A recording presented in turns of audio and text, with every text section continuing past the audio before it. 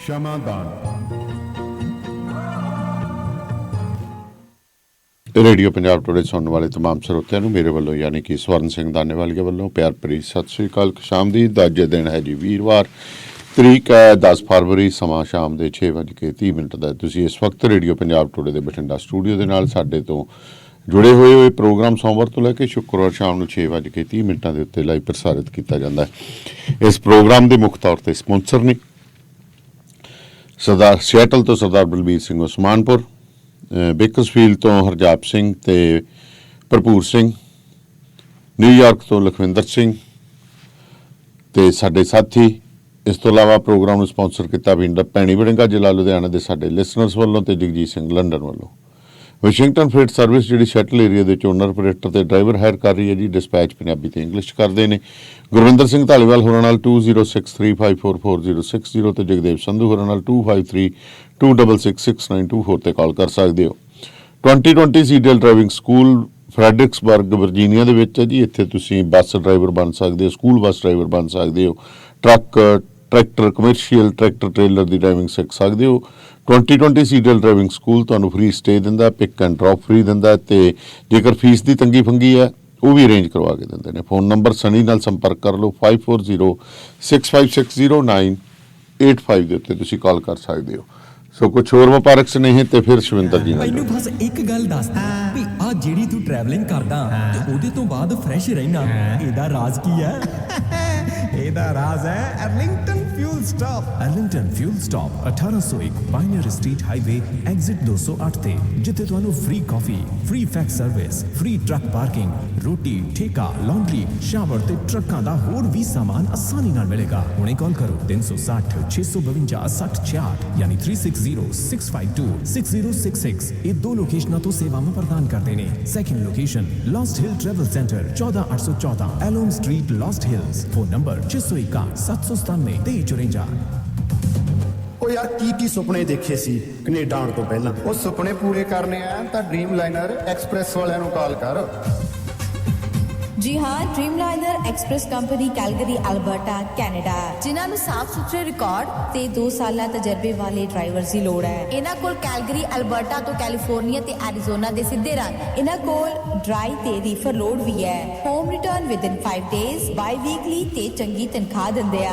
और हाँ, सिंगल ते टीम्स दोनों नूं हायर करते हैं। वधेरे जानकारी लई call 403 404 9501 403 404 9501। Dreamliner Express company Calgary Alberta Canada.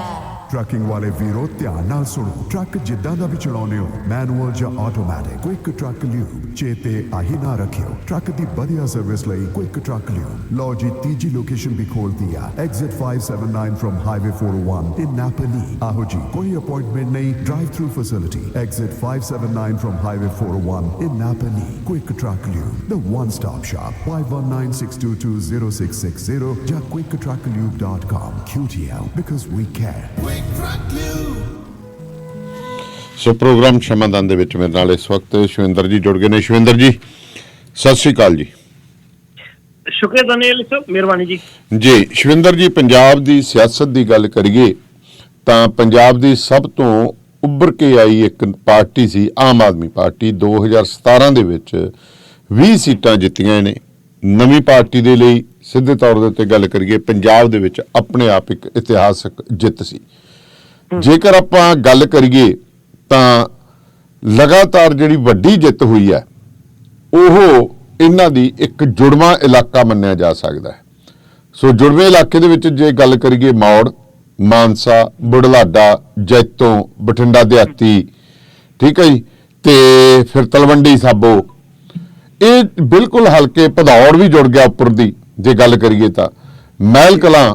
सो ये एक जिन्हों आप मोटे तौर के उत्ते आखिए कि अपने आप दे विच भी सीगे, पर दुख की गल ये हुई कि लोगों ने तो जिता के भेजा, पर सब तो पहला दाखे तो जिहड़े सीगे अपने फूलका साहब उन्होंने पार्टी नूं अलविदा की।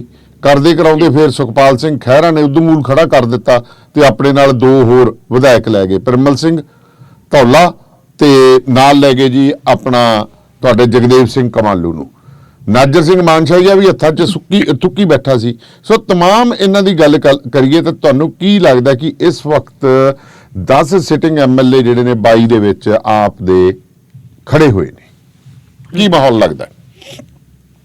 ਦੇਖੋ, ਇਸ ਵਾਰ ਜੇ ਆਪਾਂ ਨਾ ਮਾਲਵੇ ਨੂੰ ਦੇਖਦੇ ਹਾਂ ਤੇ ਮਾਲਵੇ ਵਿੱਚੋਂ ਤਾਂ ਐਂ ਲੱਗਦਾ ਵੀ ਆਮ ਆਦਮੀ ਪਾਰਟੀ ਕਾਫੀ ਮਜ਼ਬੂਤ ਦਿਖਾਈ ਦੇ ਰਹੀ ਹੈਗੀ। ਠੀਕ ਹੈ, ਹੁਣ ਮਸਲਾ ਇਹ ਹੈ ਕਿ ਮਾਲਵੇ ਦੇ ਵਿੱਚੋਂ ਜਿਹੜੀ ਮਜ਼ਬੂਤੀ ਕਿੰਨੀ ਮਜ਼ਬੂਤੀ ਹੈ, ਕਿਉਂਕਿ ਪਿਛਲੀ ਵਾਰ ਵੀ ਆਪਾਂ ਨੂੰ ਲੱਗਦਾ ਸੀ ਇੱਕ ਸਾਡੀ ਹੋਰ ਵੱਡੀ ਦੁਵਿਧਾ ਇਹ ਰਹਿੰਦੀ ਹੈ ਮਾਲਵੇ ਵਾਲਿਆਂ ਦੀ, ਖਾਸ ਕਰਕੇ ਤੁਸੀਂ ਵੀ ਮਾਲਵੇ ਤੋਂ, ਮੈਂ ਵੀ ਮਾਲਵੇ ਤੋਂ। ਸਾਨੂੰ ਲੱਗਦਾ ਵੀ ਜੇ ਮਾਲਵੇ ਵਿੱਚੋਂ ਕੋਈ ਫਤਿਹ ਹੈ ਤਾਂ ਸਾਰੇ ਕਿਤੋਂ ਹੀ ਫਤਿਹ ਹੈ ਉਹ ਵੀ।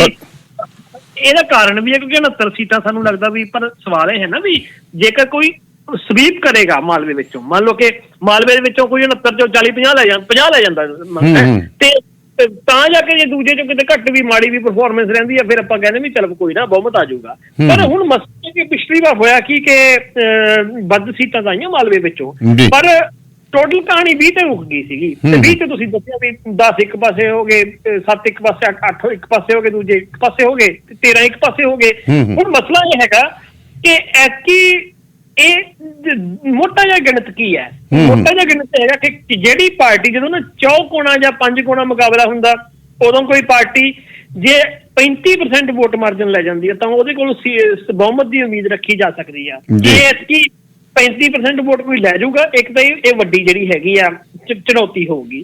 ਦੂਜੇ ਪਾਸੇ ਪੰਜਾਬ ਦਾ ਦ੍ਰਿਸ਼ ਆਏ ਦਿਨ ਬਦਲ ਰਿਹਾ ਜੀ, ਆਏ ਦਿਨ। ਮਤਲਬ ਇੱਕ ਤਾਂ ਹੁੰਦਾ ਵੀ ਕੁਛ ਚਿਰ ਬਾਅਦ ਬਦਲ ਰਿਹਾ, ਇੱਕ ਰੋਜ਼ ਬਦਲ ਰਿਹਾ। ਕਿਉਂਕਿ ਜਿਵੇਂ ਜਗਤਾਰ ਸਿੰਘ ਨੇ ਇੰਡੀਅਨ ਐਕਸਪ੍ਰੈਸ ਵਾਲੇ ਸੀਨੀਅਰ ਜਰਨਲਿਸਟ, ਉਹਨਾਂ ਨੇ ਇੱਕ ਵਾਰ ਮੈਨੂੰ ਕਿਹਾ ਕਿ ਮੈਂ ਆਪਣੇ 40 ਸਾਲ ਦੇ ਵਿੱਚ ਪਹਿਲੀ ਵਾਰ ਦੇਖਿਆ ਵੀ ਇੰਨਾ ਗੁੰਝਲਦਾਰ ਵਰਤਾਰਾ ਵੀ ਜਿਹਦੇ ਬਾਰੇ ਕੋਈ ਜਰਨਲਿਸਟ ਤੇ ਵਿਸ਼ਲੇਸ਼ਕ ਸਟੀਕ ਵਿਸ਼ਲੇਸ਼ਣ ਨਾ ਕਰ ਸਕੇ।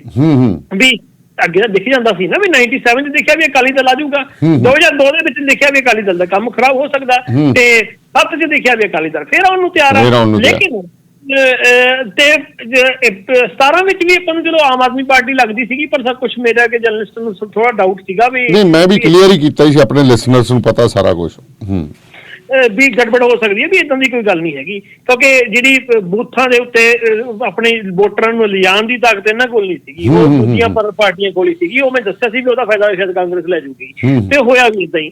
ਲੇਕਿਨ ਇਹ ਚੀਜ਼ਾਂ ਕਲੀਅਰ ਸੀਗੀਆਂ ਬਹੁਤੇ ਲੋਕਾਂ ਨੂੰ, ਐਤਕੀ ਚੀਜ਼ਾਂ ਕਲੀਅਰ ਨਹੀਂ ਹੈਗੀਆਂ। ਦੇਖੋ, ਮੈਂ 2 ਦਿਨ ਲਈ ਗਿਆ ਸੀਗਾ ਤਰਨਤਾਰਨ ਦੇ ਵਿੱਚ, ਚੰਗੀ ਤਰ੍ਹਾਂ ਤਾਂ ਨਹੀਂ ਉੱਥੇ ਸੂਹ ਪਾ ਸਕਿਆ, ਮੈਂ ਵਿੱਚ ਦੀ ਮੇਰੀ ਤਬੀਅਤ ਖਰਾਬ ਹੋ ਗਈ, ਮੈਨੂੰ ਵਾਪਸ ਆਉਣਾ ਪਿਆ। ਤਰਨਤਾਰਨ ਦੇ ਵਿੱਚ ਹਾਲ ਦੀ ਘੜੀ ਜਿਹੜੀਆਂ 4 ਸੀਟਾਂ ਨੇ, 4 ਦੇ ਉੱਤੇ ਅਕਾਲੀ ਦਲ ਅੱਗੇ ਦਿਖਾਈ ਦੇ ਰਿਹਾ ਹੈਗਾ ਵੀ ਇਹ ਜਿਹੜਾ ਅੱਗੇ ਦਿਖਾਈ ਦੇਣਾ ਵੀ ਕੀ ਐਂਡ ਤੱਕ ਰਹਿੰਦਾ ਕਿ ਨਹੀਂ, ਇਹ ਬਾਅਦ ਦੀ ਗੱਲ ਆ।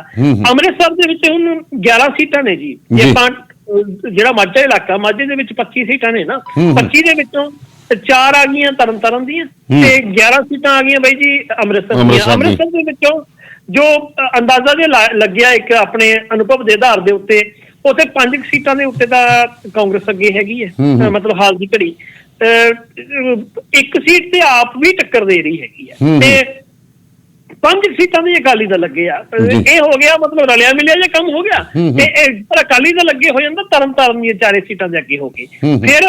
ਫਿਰ ਆ ਜਾਂਦੀਆਂ ਨੇ ਮਾਝੇ ਦੇ ਵਿੱਚ ਗੁਰਦਾਸਪੁਰ ਦੀਆਂ ਸੀਟਾਂ ਜਿਹੜੀਆਂ ਨੇ 10 ਸੀਟਾਂ ਹੈਗੀਆਂ ਨੇ, ਉਹਦੇ ਵਿੱਚ ਵੀ ਕਹਾਣੀ ਇਸ ਤਰ੍ਹਾਂ ਵੀ 2 ਤੇ ਬੀਜੇਪੀ ਤੱਕੜੀ ਦਿਖਾਈ ਦੇ ਰਹੀ ਹੈ, ਉਹੀ ਭੋਆ ਵਾਲੀ ਤੇ ਇਹਦੀ ਪਠਾਨਕੋਟ ਵਾਲੀ, ਤੇ ਸੁਜਾਨਪੁਰ ਵਿੱਚ ਕਹਿ ਰਹੇ ਆ। ਪਰ ਭੋਆ ਦੇ ਵਿੱਚ ਤਾਂ ਜੀ ਕੀ ਕਹਿੰਦਾ ਝਾੜੂ ਅੱਗੇ ਨਜ਼ਰ ਆ ਰਿਹਾ, ਝਾੜੂ ਅੱਗੇ, ਪਰ ਫਾਈਟ ਉਹਦੀ ਬੀਜੇਪੀ ਨਾਲ ਹੋ ਰਹੀ ਹੈ ਨਾ, ਤੇ ਸੁਜਾਨਪੁਰ ਵਿੱਚ ਵੀ ਬੀਜੇਪੀ ਤੇ ਦੀ ਤਕੜੀ ਹੈਗਾ। ਹੁਣ ਚੱਕਰ ਕੀ ਹੈ ਕਿ ਬੀਜੇਪੀ ਨੂੰ ਤਕੜੀ ਨਾ ਕਹੋ, ਮਜ਼ਬੂਤ ਕਹੋ, ਤਕੜੀ ਲੋਕ ਅਕਾਲੀ ਦਲ ਸਮਝ ਜਾਂਦੇ ਆ।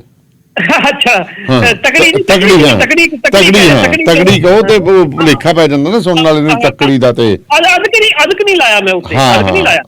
ਤੇ ਅੱਛਾ, ਇਹ ਮੈਂ ਜਿਹੜੀ ਗੱਲ ਕਰ ਰਿਹਾ ਸੀਗਾ ਕਿ ਇਹ ਤਾਂ ਆ ਗਈਆਂ, ਇਹ 3 ਸੀਟਾਂ ਨੇ ਨਾ ਜਿਹੜੀਆਂ ਬੀਜੇਪੀ ਦਾਅਵੇਦਾਰ ਹੈ, ਤੇ ਉਹਨੂੰ ਚੁਣੌਤੀ ਵੀ ਆਪ ਦੇ ਕੋਲੋਂ ਮਿਲ ਰਹੀ ਹੈ। ਉਹ ਕਿਵੇਂ ਮਿਲ ਰਹੀ ਹੈ ਕਿ ਆਪ ਦੇ ਕੋਲੋਂ ਚੁਣੌਤੀ ਇਸ ਲਈ ਮਿਲ ਰਹੀ ਹੈ, ਜਿਹੜੀ ਹਿੰਦੂ ਵੋਟ ਉੱਤੇ ਟਾਰਗੇਟ ਹੈ ਨਾ, ਹਿੰਦੂ ਵੋਟ ਨੂੰ ਮੈਂ ਇਹ ਮਹਿਸੂਸ ਕਰ ਰਿਹਾ ਵੀ, ਦੇਖ ਰਿਹਾ ਮੈਂ ਵੀ ਆਪ ਨੇ ਉਹਨਾਂ ਇਲਾਕਿਆਂ ਵਿੱਚ ਹਿੰਦੂ ਪੱਤਾ ਵੀ ਚਲਾਇਆ, ਜਿਵੇਂ ਤਿਰੰਗਾ ਯਾਤਰੇ ਵਾਲਾ ਹੋ ਗਿਆ, ਜਿਵੇਂ ਨੈਸ਼ਨਲਿਜ਼ਮ ਦਾ ਪੱਤਾ ਹੋ ਗਿਆ, ਧਰਮ ਪਰਿਵਰਤਨ ਦਾ ਮੁੱਦਾ ਵੀ ਖੇਡ ਦਿੱਤਾ। ਠੀਕ ਹੈ ਜੀ, ਤੇ ਇਸ ਲਈ ਉਹ ਕਿੰਨਾ ਕਾਮਯਾਬ ਹੁੰਦਾ ਇਹ ਹਲੇ ਸਮੇਂ ਤੇ ਛੱਡ ਦਿੰਦੇ ਆ। ਬਾਕੀ ਜਿਹੜਾ ਹੈਗਾ ਸੀਟਾਂ ਨੇ ਉਹਦੇ ਵਿੱਚ 5 ਦੇ ਉੱਤੇ ਫਿਰ ਕਾਂਗਰਸ ਦਿਖਾਈ ਦੇ ਰਹੀ ਹੈਗੀ ਆ। ਇਹ ਮਤਲਬ ਸਥਿਤੀ ਕੀ ਦੱਸਦੀ ਹੈ ਵੀ ਜਿਹੜੀ ਲੀਡ ਨੂੰ ਮਾਲਵੇ ਵਿੱਚੋਂ ਆਪ ਨੂੰ ਮਿਲਦੀ ਹੈ ਉਹ ਜਾ ਕੇ ਇੱਥੇ ਮਾਝੇ ਵਿੱਚ ਸਥਿਤੀ ਕੁਝ ਹੋਰ ਬਣ ਜਾਂਦੀ ਆ। ਅੱਛਾ, ਹੁਣ ਜਿਹੜਾ ਦੁਆਬਾ ਏਰੀਆ ਹੈ 23 ਸੀਟਾਂ ਨੇ ਦੁਆਬੇ ਦੀਆਂ, 23 ਸੀਟਾਂ ਦੇ ਵਿੱਚੋਂ ਇੱਥੇ ਅਲੱਗ-ਅਲੱਗ ਵਿਸ਼ਲੇਸ਼ਣ ਹੈ। ਇੱਕ ਤਾਂ ਜਦੋਂ ਹਵਾ ਦੇਖੀਏ, ਹਵਾ ਤਾਂ ਐਂ ਲੱਗ ਰਹੀ ਹੈ ਕਿ ਜੀ ਦੇਖੋ ਵੀ ਬਾਈ ਆਪ ਵੀ ਚੰਗਾ ਪਰਫਾਰਮ ਕਰੂਗੀ, ਜਿਵੇਂ ਕਿ ਕੁਝ ਦਾ ਕਹਿਣਾ ਕਿ ਜੀ 6-7 ਸੀਟਾਂ ਦੇ ਬਹੁਤ ਤਕੜੀ ਹੈ। ਪਰ ਅਸਲ ਦੇ ਵਿੱਚ ਜਿਹੜੇ ਗਰਾਊਂਡ ਤੇ ਜੁੜੇ ਹੋਏ ਜਰਨਲਿਸਟ ਨੇ, ਜਿਵੇਂ ਮੈਂ ਪਾਲ ਸਿੰਘ ਨੌਲੀ ਨਾਲ ਵੀ ਗੱਲ ਕਰਕੇ ਹਟਿਆ ਸੀ, ਕੁਝ ਹੋਰ ਨਾਲ ਵੀ, ਤੇ ਉਹਨਾਂ ਦਾ ਕਹਿਣਾ ਵੀ 15 ਘੱਟੋ ਘੱਟ 15 ਤੇ ਕਾਂਗਰਸ ਪਾਰਟੀ ਜਿਹੜੀ ਹੈਗੀ ਹੈ ਤਕੜੀ ਕਹਿ ਰਹੇ ਨੇ ਉਹ। ਤੇ ਪਰ ਇਹਦਾ ਵਿਸ਼ਲੇਸ਼ਣ ਸਭ ਤੋਂ ਉਲਝਿਆ ਹੋਇਆ ਹੈਗਾ ਵਾ ਦੁਆਬੇ ਦਾ। ਤਾਂ ਕਾਰਨ ਕੀ ਹੈ? ਮਾਇਆਵਤੀ ਰੈਲੀ ਕਰ ਗਈ 8 ਨੂੰ, ਠੀਕ ਹੈ, ਤੇ ਜੇ ਚੰਨੀ ਦੇ ਕੁਝ ਦੌਰੇ ਹੋ ਜਾਂਦੇ ਨੇ ਤਾਂ ਉਹ ਵੋਟ ਕਿੱਧਰ ਜਾਂਦੀ ਹੈ? ਹੁਣ ਮੈਂ ਸ਼ਾਇਦ ਪਿਛਲੀ ਵਾਰ ਪਤਾ ਨਹੀਂ ਇਸ ਮੰਚ ਤੋਂ ਬੋਲਿਆ ਸੀ ਵੀ ਦੁਆਬੇ 'ਚ ਕੀ ਚੀਜ਼ ਹੈ ਵੀ ਜਿਹੜੀ ਦਲਿਤ ਵੋਟ ਹੈ, ਵੱਖ-ਵੱਖ ਖੇਮਿਆਂ 'ਚ ਵੰਡੀ ਹੋਈ ਵੋਟ ਹੈ, ਉਹਨੂੰ ਕੀ ਜੇ ਚੰਨੀ ਨੂੰ ਇਹਨਾਂ ਨੇ ਚਿਹਰਾ ਲਾਉਂਦੇ ਆ ਕਿ ਜਿਹੜੀ ਦਲਿਤ ਵੋਟਾਂ ਦੀ ਆਪਣੀ ਜਿਹੜੀ ਇੱਕ ਸਿਆਸਤ ਹੈਗੀ ਆ, ਰਵਿਦਾਸੀਆ ਦੀ, ਰਾਮਦਾਸੀਆ ਦੀ, ਵਾਲਮੀਕ ਦੀ, ਮਜ਼੍ਹਬੀ ਦੀ ਹੈ, ਔਰ ਵੰਡੇ ਹੋਏ ਖੇਮੇ ਜਿਹੜੀ ਕਿ ਉਹਨਾਂ ਦੀ ਪੋਲੀਟੀਕਲ ਆਈਡੈਂਟੀਟੀ ਹੈ, ਪਰ ਉਹਨਾਂ ਦੀ ਜਿਹੜੀ ਆਪਣਾ ਸੰਵਿਧਾਨਕ ਆਈਡੈਂਟੀਟੀ ਹੈਗੀ ਆ ਉਹ ਹੈਗੀ SC। ਕਿ ਕੀ ਚੰਨੀ ਉਹਨਾਂ ਦੀ ਸੰਵਿਧਾਨਕ ਆਈਡੈਂਟੀਟੀ ਨੂੰ ਪੋਲੀਟੀਕਲ ਆਈਡੈਂਟੀਟੀ ਤੋਂ ਉੱਤੇ ਕਰ ਸਕਦਾ ਕਿ ਨਹੀਂ ਕਰ ਸਕਦਾ? ਤੇ ਜੇ ਤਾਂ ਕਰਤਾ ਤੇ ਬਾਈ ਜੀ ਫਿਰ ਤਕੜੀ ਹੋ ਚੁੱਕੀ ਹੈ ਉਰੇ, ਤਕੜੀ ਨਹੀਂ ਤਕੜੀ ਤੇ ਉਹ ਹੋ ਚੁੱਕੀ ਹੈ ਕਾਂਗਰਸ ਪਾਰਟੀ। ਤਾਂ ਫਿਰ ਪਾਲ ਸਿੰਘ ਨੌਲੀ ਵਰਗੇ ਪੱਤਰਕਾਰਾਂ ਦਾ ਜਿਹੜਾ ਹੈਗਾ ਵਿਸ਼ਲੇਸ਼ਣ ਬਿਲਕੁਲ ਠੀਕ ਹੈ। ਅਦਰਵਾਈਜ਼ ਜਿਵੇਂ ਤੁਸੀਂ ਸ਼ਹਿਰੀ ਇਲਾਕੇ 'ਚ ਦੇਖੋ, ਉੱਥੇ ਜਾਂ ਕੁਝ ਪਿੰਡਾਂ ਦੇ ਵਿੱਚ ਵੀ ਉੱਥੇ ਆਪ ਦੀ ਹਵਾ ਹੁਣ ਚੱਲਦੀ ਹੋਈ ਦਿਖਾਈ ਦੇ ਰਹੀ ਹੈ। ਇਸ ਵਾਰ ਜੇ ਆਪਾਂ ਐਂ ਵੀ ਮੰਨ ਲੈਂਦੇ ਆ ਜੀ ਵੀ ਚਲੋ ਮਾਲਵੇ ਵਿੱਚੋਂ ਤੁਸੀਂ 40 ਲੈ ਗਏ ਜੀ, ਠੀਕ ਹੈ, ਤੇ ਅੰਦਾਜ਼ਾ ਆਪਾਂ ਮੰਨ ਲੈਂਦੇ ਹਾਂ, ਕੁਝ ਵੀ ਕਹਿਣਾ ਮੁਸ਼ਕਿਲ ਅੰਦਾਜ਼ੇ ਨਹੀਂ ਆਪਣੇ, ਤੇ 40 ਲੈ ਗਏ, 6 ਤੁਸੀਂ ਦੁਆਬੇ ਵਿੱਚੋਂ ਲੈ ਗਏ, ਕਿੰਨੀਆਂ ਹੋ ਗਈਆਂ? 46 ਹੋ ਗਈਆਂ। ਤੇ ਇਧਰੋਂ 2 ਗੁਰਦਾਸਪੁਰ, 1 ਗੁਰਦਾਸਪੁਰੋਂ ਵਾਲੀ ਤੇ ਅੰਮ੍ਰਿਤਸਰ ਦੇ ਵਿੱਚੋਂ 1, ਪਰ ਤੁਹਾਡੀ ਕਹਾਣੀ ਤਾਂ 48 ਤੇ ਖੜ ਜਾਂਦੀ ਹੈ। ਮਤਲਬ ਹਾਲ ਦਾ ਕਦੇ ਕੋਈ ਵੀ ਪਾਰਟੀ ਜਿਹੜੀ ਬਹੁਮਤ ਤੇ ਅੱਪੜਦੀ ਹੋਈ ਦਿਖਾਈ ਨਹੀਂ ਦੇ ਰਹੀ। ਜਦਕਿ ਕੁਝ ਜਾਣਕਾਰ ਇਹ ਕਹਿ ਰਹੇ ਨੇ ਕਿ ਨਹੀਂ ਜੀ ਇਹ ਤੁਹਾਡਾ ਵਿਸ਼ਲੇਸ਼ਣ 3 ਦਿਨ ਪੁਰਾਣਾ ਹੈਗਾ ਤੇ ਹੁਣ ਸਿੱਧੀ ਬਦਲ ਗਈ। ਹੁਣ ਇਹੀ ਹੈ ਵੀ ਜਿਹੜੀ ਕੋਈ ਪਾਰਟੀ ਨਾ, ਜੇ ਆਮ ਆਦਮੀ ਪਾਰਟੀ ਦੀ ਕਹਾਣੀ ਆ ਉਹ ਜੇ ਕਰਦੀ ਹੈ ਮਾਲਵੇ 'ਚ ਸਵੀਪ, ਫਿਰ ਆਉਂਦੀ ਹੈ ਸੱਤਾ ਦੇ ਬਰੂਹੇ ਦੇ ਉੱਤੇ, ਅਦਰਵਾਈਜ਼ ਨਹੀਂ। ਪਰ ਹੁਣ ਇਹਦੇ ਵਿੱਚ ਹੋਰ ਡਿਫਰੈਂਟ ਸੈਕਸ਼ਨ ਕੀ ਰੋਲ ਅਦਾ ਕਰਦੇ ਨੇ? ਪੰਜਾਬ ਦੀ ਐਤਕੀ ਚੋਣ ਜਿਹੜੀ ਸਭ ਤੋਂ ਗੁੰਝਲਦਾਰ ਹੈ। ਜੀ ਹੈਲੋ, ਹਾਂਜੀ ਜੀ ਬਿਲਕੁਲ ਗੁੰਝਲਦਾਰ ਤਾਂ ਬਣੀ ਹੋਈ ਹੈ, ਪਰ ਗੱਲ ਇਹ ਹੈ ਨਾ, ਜਿਵੇਂ ਤੁਸੀਂ ਮਾਝੇ ਦੇ ਵਿੱਚ ਦੇਖੋ, ਮਾਝੇ ਦੇ ਵਿੱਚ ਪਿਛਲੀ ਵਾਰੀ ਮੈਂ ਵੀ ਕੱਲ ਵੀ ਗੱਲ ਕੀਤੀ ਕਿ ਮਾਝੇ ਦੇ ਵਿੱਚ ਆਮ ਆਦਮੀ ਪਾਰਟੀ ਦੀ ਪਹਿਲਾਂ ਕੋਈ ਗੱਲ ਨਹੀਂ ਕਰਦਾ ਸੀ। ਹੁਣ ਤੁਸੀਂ ਕਿਸੇ ਅੱਡੇ ਤੇ, ਕਿਸੇ ਸੱਥ ਦੇ ਵਿੱਚ, ਕਿਸੇ ਦੁਕਾਨ ਦੇ ਉੱਤੇ ਖੜ ਜਾਓ ਤਾਂ ਲੋਕ ਖੁੱਲ੍ਹ ਕੇ ਬੋਲਦੇ ਨੇ ਆਮ ਆਦਮੀ ਪਾਰਟੀ 'ਚ। ਆ ਵੀ ਗੱਲ ਹੈ ਕਿ ਇੱਕ ਵੋਟ ਬੈਂਕ ਬਹੁਤ ਵੱਡਾ ਜਨਰੇਟ ਹੋਇਆ। ਮੈਂ ਬਹੁਤ ਦੇਰ ਪਹਿਲਾਂ ਵੀ ਕਿਹਾ ਸੀ, 1 ਸਾਲ ਪਹਿਲਾਂ ਵੀ ਕਹਿਤਾ ਸੀ ਕਿ Aam Aadmi party vote bank ਵਧਾਊਗੀ। ਉਹ ਸੀਟਾਂ ਦੇ ਵਿੱਚ ਕਿੰਨਾ ਕਨਵਰਟ ਹੁੰਦਾ ਉਹ ਇੱਕ ਵੱਖਰੀ ਗੱਲ ਹੈ, ਉਹ ਵੱਖਰੀ ਗੱਲ ਹੈ। ਵੋਟ ਬੈਂਕ ਵਧੇਗਾ, ਉਹਦਾ ਕਾਰਨ ਹੈ ਨਾ ਕਿ ਜਿਸ ਵੋਟ ਬੈਂਕ ਦੇ ਵਿੱਚ ਕੀ ਹੈ ਕਿ ਹੁਣ ਇਹਨਾਂ ਨੇ ਕੋਸ਼ਿਸ਼ ਕੀਤੀ ਹੈ ਥੋੜੀ ਜਿਹੀ ਵੀ ਦੁਆਬੇ ਨੂੰ ਤੇ ਮਾਝੇ ਨੂੰ ਥੋੜਾ ਕੇਂਦਰਿਤ ਕੀਤਾ ਜਾਵੇ। ਪਰ ਇਹਦੇ ਵਿੱਚ ਕਿਤੇ ਨਾ ਕਿਤੇ ਇਹਨਾਂ ਦੀ ਲੀਡਰਸ਼ਿਪ ਦੀ ਵੀ ਆਪਾਂ ਕਹਿ ਸਕਦੇ ਹਾਂ 5 ਸਾਲ ਸੁੱਤੇ ਹੀ ਰਹੇ ਆ, ਇਹਨਾਂ ਨੇ ਗਰਾਊਂਡ ਵਰਕ ਨਹੀਂ ਕੀਤਾ। ਤਾਂ ਲੋਕ ਆਪਣੇ ਆਪ ਜੁੜ ਰਹੇ ਨੇ ਪਾਰਟੀ ਕੰਨੀ ਨੂੰ। ਆਪਾਂ ਸਿੱਧੇ ਤੌਰ ਦੇ ਉੱਤੇ ਕੋਈ ਹੰਬਲਾ ਨਹੀਂ ਮਾਰਿਆ ਇਹਨਾਂ ਨੇ, ਜੇ ਆਪਾਂ ਗੱਲ ਕਹਿ ਦਈਏ। ਹਾਂ, ਸਹੀ ਗੱਲ ਹੈ, ਇਹ ਪੂਰੀ 101% ਗੱਲ ਸਹੀ ਹੈ, ਕਿਉਂਕਿ ਇਹਨਾਂ ਨੇ 5 ਸਾਲ ਤਾਂ ਹੈ ਨਾ, ਕਿਉਂਕਿ ਇਹਨਾਂ ਦੀ ਸਭ ਤੋਂ ਵੱਡੀ ਸਮੱਸਿਆ ਇਹ ਰਹੀ ਵੀ ਇਹ ਲੜਦੇ ਹੀ ਰਹੇ। 17 ਚ ਜਿੱਤਣਾ ਚਾਹੁੰਦੇ ਸੀਗੇ, 17 ਜਿੱਤੇ ਨਹੀਂ ਹੈਗੇ, 20 ਸੀਟਾਂ ਆ ਗਈਆਂ। ਕਿੱਥੇ ਤਾਂ ਇਹਨਾਂ ਨੂੰ ਖੁਸ਼ੀ ਮਨਾਉਣੀ ਚਾਹੀਦੀ ਸੀ ਵੀ ਕਿੰਨੇ ਸਾਲਾਂ ਬਾਅਦ ਪੰਜਾਬ ਦੇ ਵਿੱਚ ਕੋਈ ਤਬਦੀਲੀ ਆਈ ਹੈ, ਜਿਹਨੇ ਵਿਰੋਧੀ ਧਿਰ ਦਾ ਦਰਜਾ ਹਾਸਲ ਕੀਤਾ, ਠੀਕ ਹੈ। ਇਹ ਲੜਨ ਲੱਗੇ ਕਿਉਂਕਿ ਆਪਣੇ ਮੰਤਵਾਂ ਲਈ ਜੁੜੇ ਹੋਏ ਸੀ, ਇੱਕ ਦੂਜੇ ਦੀ ਸਿਰ 'ਚ ਖੇਹ ਪਾਉਣ ਲੱਗੇ। ਉਸ ਤੋਂ ਬਾਅਦ ਵਿੱਚ ਕੀ ਹੁੰਦਾ, ਜਦੋਂ ਸਿਰ 'ਚ ਖੇਹ ਪਾਉਣ ਲੱਗੇ ਫਿਰ ਇਹਨਾਂ ਦੀ ਆਪਣੀਆਂ ਧੜੇਬੰਦੀਆਂ ਹੋ ਗਈਆਂ, ਉੱਥੇ ਤੱਕ ਮਹਿਦੂਦ ਰਹਿ ਗਏ, ਲੋਕਾਂ ਦੇ ਤੱਕ ਆਪਣੇ ਨਹੀਂ। ਜੇ ਤੁਸੀਂ ਹੁਣ ਆਪਣੇ ਮਾਲਵੇ 'ਚ ਵੀ ਗੱਲ ਕਰੀਏ, ਜਿੱਥੋਂ ਸਭ ਤੋਂ ਵੱਧ ਇਹਨਾਂ ਨੇ ਸੀਟਾਂ ਲਈਆਂ ਨੇ, ਤੇ ਲੋਕ ਇਹੀ ਕਹਿੰਦੇ ਕਿ ਯਾਰ ਮੂੰਹ ਨਹੀਂ ਦਿਖਾਇਆ ਹੈਗਾ। ਜਦੋਂ ਲੋਕ ਸਵਾਲ ਵੀ ਪੁੱਛਦੇ ਨੇ ਪੁਰਾਣਿਆਂ ਨੂੰ, ਉਹ ਇਸੇ ਲਈ ਪੁੱਛਦੇ ਨੇ ਵੀ ਤੂੰ ਭਾਈ ਆਇਆ ਕਿਉਂ ਨਹੀਂ ਹੈਗਾ, ਇਲਾਕੇ 'ਚ ਨਹੀਂ ਵੜਿਆ ਹੈਗਾ। ਤੇ ਚਾਹੇ ਉਹ ਮਨਜੀਤ ਬਲਾਸਪੁਰੀ ਨੂੰ ਪੁੱਛਿਆ ਜਾਂ ਹੋਰਾਂ ਨੂੰ ਪੁੱਛਿਆ। ਸੋ ਮਸਲਾ ਕੀ ਹੈ? ਮਸਲਾ ਇਹ ਹੈਗਾ ਵੀ ਹੁਣ ਜਾ ਕੇ ਪੰਜਾਬ ਦੇ ਲੋਕਾਂ ਨੇ, ਇੱਕ ਤਾਂ ਇਹ ਦੂਜੀਆਂ 2 ਜਿਹੜੀਆਂ ਪਾਰਟੀਆਂ ਨੇ ਉਹਨਾਂ ਤੋਂ ਅੱਕੇ ਹੋਏ ਨੇ, ਉਹਦਾ ਫਾਇਦਾ ਇਹਨਾਂ ਨੂੰ ਮਿਲ ਰਿਹਾ। ਮੈਂ ਇੱਕ ਚੀਜ਼ ਬੜੀ ਨੋਟ ਕੀਤੀ ਹੈ, ਜਿਵੇਂ ਨਾ ਕਿਸਾਨ ਅੰਦੋਲਨ ਹੈ, ਹੁਣ ਕੁਝ ਬੰਦੇ ਕਹਿੰਦੇ ਵੀ ਕਿਸਾਨ ਅੰਦੋਲਨ ਨੇ ਸਾਨੂੰ ਜਿਹੜਾ ਦਾ ਫਾਇਦਾ ਪ੍ਰਭਾਵ ਕਿਵੇਂ ਦਿਖੂਗਾ, ਕਿਉਂਕਿ ਉਹ ਦੇਖੋ ਸੰਯੁਕਤ ਸਮਾਜ ਮੋਰਚੇ ਦੇ ਰੂਪ 'ਚ ਨਹੀਂ ਦਿਖਣਾ ਸੀ। ਉਹਦਾ ਕਾਰਨ ਇਹ ਹੈਗਾ ਵੀ ਉਹਦੇ ਵਿੱਚ ਵੱਡੀਆਂ ਧਿਰਾਂ ਸ਼ਾਮਲ ਨਹੀਂ ਹੈਗੀਆਂ। ਪਰ ਉਹਦੇ ਵਿੱਚ ਨਾ ਇੱਕ ਚੀਜ਼ ਨੋਟ ਕਰਿਓ ਦਾਨੇ ਵਾਲੇ ਸਾਹਿਬ, ਜਿੰਨੇ ਵੀ ਨਾ ਲੈਕਚਰ ਹੋਏ ਮੈਨੂੰ ਲੱਗਦਾ ਘੱਟੋ ਘੱਟ 10,000 ਤਾਂ ਆਪਣੇ ਪੰਜਾਬ 'ਚ ਲੈਕਚਰ ਹੋ ਗਏ ਹੋਣੇ ਤੇ ਉਹਨਾਂ 10,000 ਲੈਕਚਰਾਂ 'ਚ ਇੱਕ ਗੱਲ ਆਈ ਬਾਰ ਜੀ, ਪਰੰਪਰਾਗਤ ਪਾਰਟੀਆਂ ਤੋਂ ਖਹਿੜਾ ਛਡਾਓ, ਪਰੰਪਰਾਗਤ ਤੋਂ ਖਹਿੜਾ ਛਡਾਓ। ਹੁਣ ਆਮ ਆਦਮੀ ਪਾਰਟੀ ਨੂੰ ਬੈਠੇ ਬਿਠਾਏ ਇਹ ਮਿਲ ਗਿਆ ਵੀ ਠੀਕ ਅਸੀਂ ਤਾਂ ਪਰੰਪਰਾਗਤ ਹੈ ਨਹੀਂ ਗੇ ਵੀ ਹਾਂ ਫਿਰ ਪਰੰਪਰਾਗਤ ਅਕਾਲੀ ਕਾਂਗਰਸੀ ਦੇ ਭਾਜਪਾ ਹੀ ਹੋਣਗੇ, ਅਸੀਂ ਤਾਂ ਪਰੰਪਰਾਗਤ ਨਹੀਂ, ਫਿਰ ਸਾਨੂੰ ਮੌਕਾ ਦੇ ਦਿਓ। ਤਾਂ ਹੀ ਇੱਕ ਮੌਕਾ ਕੇਜਰੀਵਾਲ ਨੂੰ, ਇੱਕ ਮੌਕਾ ਭਗਵੰਤ ਮਾਨ ਨੂੰ, ਹੈ ਜੀ। ਇਹ ਚੀਜ਼ ਤਾਂ ਚੱਲੀ ਹੈ ਵੀ ਕਿਉਂਕਿ ਇਹਨਾਂ ਨੂੰ, ਹਾਲਾਂਕਿ ਇਹਨਾਂ ਨੇ ਖੇਤੀ ਕਾਨੂੰਨਾਂ ਦੇ ਬਾਰੇ ਤੁਸੀਂ ਦੇਖੋ ਕਿ ਸਭ ਤੋਂ ਪਹਿਲਾਂ ਲਾਗੂ ਕਰਾਉਣ ਦੇ ਵਿੱਚ ਦਿੱਲੀ ਵਿੱਚ ਕੇਜਰੀਵਾਲ ਨੇ 2 ਕਾਨੂੰਨ ਪਹਿਲਾਂ ਹੀ ਲਾਗੂ ਕਰ ਦਿੱਤੇ, ਪਹਿਲਾਂ ਉਹਦੇ ਗੁਣ ਵੀ ਗਾਏ, ਪਰ ਜਦੋਂ ਲੱਗਿਆ ਵੀ ਇਹ ਅੰਦੋਲਨ ਵੱਡਾ ਹੋਊਗਾ ਤਾਂ ਫਿਰ ਉਹ ਡਰਾਮੇਬਾਜ਼ੀ ਕੀਤੀ ਕਾਨੂੰਨ ਪਾੜਨ ਦੀ, ਫਿਰ ਸੰਸਦ ਵਿੱਚ ਆਵਾਜ਼ ਉਠਾਉਣ ਦੀ ਕੀਤੀ। ਉਹ ਤਾਂ ਬਾਅਦ ਦੀਆਂ ਗੱਲਾਂ ਹੋਈਆਂ, ਲੇਕਿਨ ਪਹਿਲਾਂ ਜਿਹੜੀ ਪੋਜੀਸ਼ਨ ਸੀ ਜਦੋਂ ਅੰਦੋਲਨ ਨਹੀਂ ਸ਼ੁਰੂ ਹੋਇਆ ਸੀ ਉਦੋਂ ਇਹ ਅੰਦੋਲਨ ਕਾਨੂੰਨਾਂ ਨੂੰ ਜਸਟੀਫਾਈ ਵੀ ਕਰਦੇ ਰਹੇ। ਪਰ ਉਸ ਤੋਂ ਬਾਅਦ ਵਿੱਚ ਕਿਉਂਕਿ ਪੰਜਾਬ ਦੇ ਲੋਕ ਐਕਚੁਅਲੀ ਦੋਹੇ ਪਾਰਟੀਆਂ ਤੋਂ ਵੱਡੀਆਂ ਤੋਂ ਅੱਕੇ ਹੋਏ ਨੇ, ਉਹਦਾ ਜਿਹੜਾ ਇੱਕ ਸਪੇਸ ਇਹਨਾਂ ਨੂੰ ਮਿਲ ਰਹੀ ਆ, ਪਰ ਇਹ ਸਪੇਸ ਕਿੰਨੀ ਕੁ ਮਿਲਦੀ ਆ, ਕੀ ਇਹ ਸਪੇਸ ਆਮ ਆਦਮੀ ਪਾਰਟੀ ਨੂੰ ਬਹੁਮਤ ਦੇ ਬਰੂਹਾਂ ਤੇ ਲੈ ਕੇ ਜਾਂਦੀ ਆ? ਇਹ ਸਵਾਲ ਤੁਹਾਡੇ ਜਾਂ ਮੇਰੇ ਲਈ ਨਹੀਂ, ਬਲਕਿ ਚੋਟੀ ਦਾ ਜਿਹੜਾ ਪੰਜਾਬ ਦਾ ਵਿਸ਼ਲੇਸ਼ਕ ਹੈ ਕੋਈ, ਉਹਦੇ ਲਈ ਵੀ ਇਹ ਇੱਕ ਵੱਡਾ ਸਵਾਲ ਹੈ ਕਿਉਂਕਿ ਸਥਿਤੀ ਸਪਸ਼ਟ ਨਹੀਂ। ਇੱਥੇ ਤਾਂ ਬਾਬੇ ਭਵਿੱਖਬਾਣੀਆਂ ਕਰੀ ਜਾਂਦੇ ਤੇ ਜਿਹੜੇ ਪੇਜ ਆ ਉਹ ਵੱਡੇ ਵੱਡੇ ਲਾ ਕੇ ਪ੍ਰਮੋਟ ਕਰੀ ਜਾਂਦੇ, ਕਿਉਂਕਿ ਪੇਜ ਤੁਹਾਨੂੰ ਪਤਾ ਵੀ ਜਿਹਨੂੰ ਪ੍ਰਮੋਟ ਕਰਦੇ ਉਹਨਾਂ ਘਰਾਂ ਦੇ ਹੀ ਪ੍ਰਮੋਟ ਨੇ ਪੇਜ ਆ ਇਹ, ਹੈ ਨੀ ਪੇਜਾਂ ਇਦਾਂ ਦੇ ਤਾਂ ਬਾਬੇ ਬਹੁਤ ਨੇ ਇੱਥੇ ਜਿਹੜੇ ਮਤਲਬ ਆਪਣੇ ਆਪ ਨੂੰ ਸਿਆਸੀ ਪੰਡਤ ਕਹਾ ਰਹੇ ਨੇ ਵੀ ਆਏ ਆ। ਦੇਖੋ ਇਸ ਮਾਮਲੇ 'ਚ ਨਾ ਵਿਧਾਨ ਸਭਾ 'ਚ ਤਾਂ ਐਂ ਲੱਗਦਾ ਵੀ ਜਿਵੇਂ ਨਾ ਹਰ ਕੋਈ ਮਤਲਬ, ਜਦੋਂ ਮੈਂ ਇੱਥੇ ਗਰਾਊਂਡ 'ਚ ਵੀ ਦੇਖਿਆ 2 ਦਿਨ ਰਿਹਾ ਕਿਉਂਕਿ ਬਿਮਾਰੀ ਤੋਂ ਬਾਅਦ, ਵੀ ਹਰ ਕੋਈ ਆਪਣੇ ਆਪ ਨੂੰ ਨਾ ਵੀ ਵਿਸ਼ਲੇਸ਼ਕ ਮੰਨਦਾ ਹੈਗਾ ਜੀ, ਠੀਕ ਹੈ। ਤੇ ਆ ਖਾਸ ਕਰਕੇ ਜਿਹੜਾ ਇਸ ਤਰ੍ਹਾਂ ਦਾ ਮੀਡੀਆ ਤੁਰਿਆ ਹੋਇਆ ਉਹ ਤਾਂ ਬਹੁਤ ਹੀ ਜ਼ਿਆਦਾ ਮੰਨਦਾ ਵਾ। ਅੱਛਾ ਜਦੋਂ ਫਿਰ ਜਿਹੜੀਆਂ ਦਲੀਲਾਂ, ਉਹ ਦਲੀਲਾਂ ਵਿੱਚ ਨਾ ਤਾਂ ਉਹਦੇ ਵਿੱਚ ਪੰਜਾਬ 'ਚ ਜਾਂ ਇੰਡੀਆ 'ਚ ਵੋਟ ਬੈਂਕ ਦੀ ਪੋਲੀਟਿਕਸ ਕਿਵੇਂ ਹੁੰਦੀ ਹੈ ਉਹ ਵੀ ਨਦਾਰਦ ਹੈ ਇਹਦੇ ਵਿੱਚੋਂ, ਵੀ ਉਹ ਨਹੀਂ ਦਿਖਾਈ ਦਿੰਦਾ। ਨਾ ਉਹਦੇ ਵਿੱਚ ਜਿਹੜਾ ਹੈਗਾ ਪੰਜਾਬ ਦੇ ਵਿੱਚ ਜਿਹੜਾ ਕਿਹੜੇ ਉਹਨਾਂ ਤੁਹਾਡੇ ਕੋਲੇ ਜਿਹੜਾ ਸਰਵੇ ਕਰਨ ਦਾ ਢੰਗ ਕੀ ਆ ਉਹ ਵੀ ਨਹੀਂ ਦਿਖਾਈ ਦਿੰਦਾ ਹੈਗਾ। ਬਸ ਤੁੱਕੇ ਨੇ ਜੀ, ਬਸ ਇਹਨੇ ਐਂ ਕਰਤਾ ਜੀ, ਇਹਨੇ ਐਂ ਕਰ ਦਿੱਤਾ। ਇਹ ਜਿਹੜੇ ਤੁੱਕੇ ਨੇ ਇਸ ਐਂਗਲ ਤੋਂ ਸਾਰਾ ਪੰਜਾਬ ਹੀ ਵਿਸ਼ਲੇਸ਼ਕ ਬਣਿਆ ਹੋਇਆ। ਤੇ ਜਿਵੇਂ ਆਪਾਂ ਅਕਾਲੀ ਦਲ ਦੀ ਤੁਸੀਂ ਗੱਲ ਕੀਤੀ ਹੈ, ਅਕਾਲੀ ਦਲ ਦੇਖੋ ਹੁਣ ਆਪਾਂ ਮਾਝੇ ਦੀ ਤਰਨ ਦੀ ਗੱਲ ਕਰਕੇ ਹਟੇ ਹਾਂ, ਉੱਥੇ ਡਿੰਪੇ ਦਾ ਭਰਾ ਅਕਾਲੀ ਦਲ ਨਾਲ ਚਲਾ ਗਿਆ, ਅਕਾਲੀ ਦਲ ਪੱਟਾਂ ਤੇ ਹੱਥ ਮਾਰੀ ਜਾਂਦਾ ਜੀ। ਅਕਾਲੀ ਇੱਥੇ ਨਾ ਥੋੜਾ ਜਿਹਾ ਜਿਹੜੀ ਚੀਜ਼ ਮੈਂ ਨੋਟ ਕੀਤੀ ਹੈ ਨਾ, ਇੱਕ ਤਾਂ ਤਰਨ ਦਾ ਥੋੜਾ ਸੁਭਾਅ ਵੱਖਰਾ ਹੈਗਾ, ਮਾਲਵੇ ਦਾ ਤਾਂ ਬਹੁਤ ਹੀ ਡਿਫਰੈਂਟ ਹੈ। ਇਹ ਸੱਭਿਆਚਾਰਕ ਸੁਭਾਅ ਵੀ ਹੈ, ਇਹ ਸਿਆਸੀ ਸੁਭਾਅ ਵੀ ਹੈ। ਇਹ ਤੁਸੀਂ ਦੇਖੋ ਇੱਕ ਤਾਂ ਪੰਥਕ ਪੋਲੀਟਿਕਸ ਬਹੁਤ ਜ਼ਿਆਦਾ ਚੱਲਦੀ ਹੈ, ਪਰ ਹਾਲੇ ਵੀ ਜਿਹੜਾ ਪੰਥਕ ਪ੍ਰਭਾਵ ਇੱਥੇ ਹੈਗਾ। ਜਦੋਂ ਮੈਂ ਉੱਥੇ ਦੇਖਿਆ, ਪਹੁੰਚਣ ਨੂੰ ਮਿਲਿਆ, ਤਾਂ ਲਗਭਗ ਬੇਅਦਬੀ ਦਾ ਮੁੱਦਾ ਬਹੁਤ ਹਾਵੀ ਰਿਹਾ। ਬੇਅਦਬੀ ਦਾ ਮੁੱਦਾ ਅਜੇ ਤੱਕ ਵੀ ਕਾਂਗਰਸ ਪ੍ਰਤੀ ਉਨਾ ਹੀ ਗੁੱਸਾ ਜਿਹੜਾ ਕਿ ਸ਼ਾਇਦ ਅਕਾਲੀਆਂ ਤੋਂ ਸ਼ਿਫਟ ਹੋ ਕੇ ਕਾਂਗਰਸ ਵੱਲ ਜਾ ਰਿਹਾ, ਵੀ ਇਹਨਾਂ ਕੋਲ 5 ਸਾਲ ਸੀਗੇ, ਇਹਨਾਂ ਨੇ 5 ਸਾਲਾਂ ਦੇ ਵਿੱਚ ਕਿਉਂ ਨਹੀਂ ਉਹ ਭੁਗਤਣਾ ਪੈ ਰਿਹਾ। ਜੇਕਰ ਅਕਾਲੀਆਂ ਨੂੰ ਭੁਗਤਣਾ ਪਿਆ ਬੇਅਦਬੀ ਦਾ ਮਾਮਲਾ, ਤੇ ਕਾਂਗਰਸ ਨੂੰ ਵੀ ਭੁਗਤਣਾ ਪੈ ਰਿਹਾ।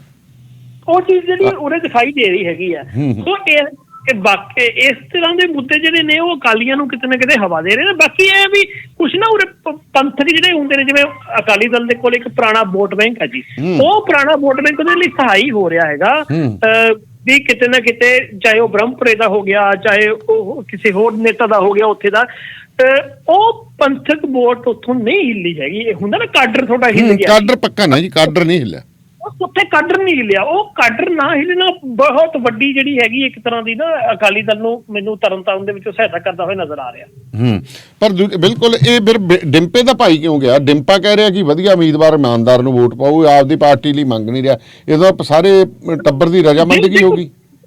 ਜਿਹੜਾ ਡਿੰਪਾ ਗਿਆ ਉਹਦਾ ਦੇਖੋ, ਡਿੰਪੇ ਦਾ ਭਾਈ ਗਿਆ, ਤੁਸੀਂ ਦੇਖੋ ਨਾ ਡਿੰਪੇ ਦੀ ਵੀ ਨਾਰਾਜ਼ਗੀ ਨਾ, ਡਿੰਪੇ ਨੇ 1-2 ਵਾਰ ਨਾਰਾਜ਼ਗੀ ਆਪਣੀ ਜਤਾਈ ਹੈਗੀ ਆ ਟਵਿੱਟਰ ਦੇ ਉੱਤੇ ਇਸ਼ਾਰੇ ਦੇ ਵਿੱਚ ਹੀ। ਇਹ ਕਰੀਬ 10 ਦਿਨ ਪੁਰਾਣੀ ਗੱਲ ਹੈ ਸ਼ਾਇਦ, ਹਾਲੇ ਵੀ ਉਹਦੇ ਪਏ ਹੋਣਾ ਪੋਸਟਾਂ। ਬਾਅਦ ਵਿੱਚ ਜਦੋਂ ਫਿਰ ਲੋਕਾਂ ਨੇ ਕਿਹਾ ਵੀ ਇਹ ਕੀ ਬੋਲੀ ਜਾਂਦਾ ਹੈਗਾ, ਵੀ ਇਹ ਤਾਂ ਪਾਰਟੀ ਤੋਂ ਵੱਖਰੀ ਸੁਰ ਰੱਖਦਾ, ਫਿਰ ਉਦੋਂ ਸਵਾਲ ਆਇਆ ਕਿ ਉਹਨੇ ਕਿਹਾ ਨਹੀਂ, ਇਹਨੂੰ ਗਲਤ ਮਤਲਬ ਲਿਆ ਗਿਆ। ਪਰ ਨਾਰਾਜ਼ਗੀ ਦਿਖਦੀ ਸੀ ਅੰਦਰ ਖਾਤੇ ਟਿਕਟਾਂ ਦੀ ਵੰਡ ਨੂੰ ਲੈ ਕੇ, ਕਿਉਂਕਿ ਡਿੰਪੇ ਦਾ ਭਾਈ ਵੀ ਜਿਹੜਾ ਹੈਗਾ ਵਾ ਇਹਦੇ ਆਪਣੀ ਦਾਅਵੇਦਾਰੀ ਦੇ ਵਿੱਚ ਸੀਗਾ।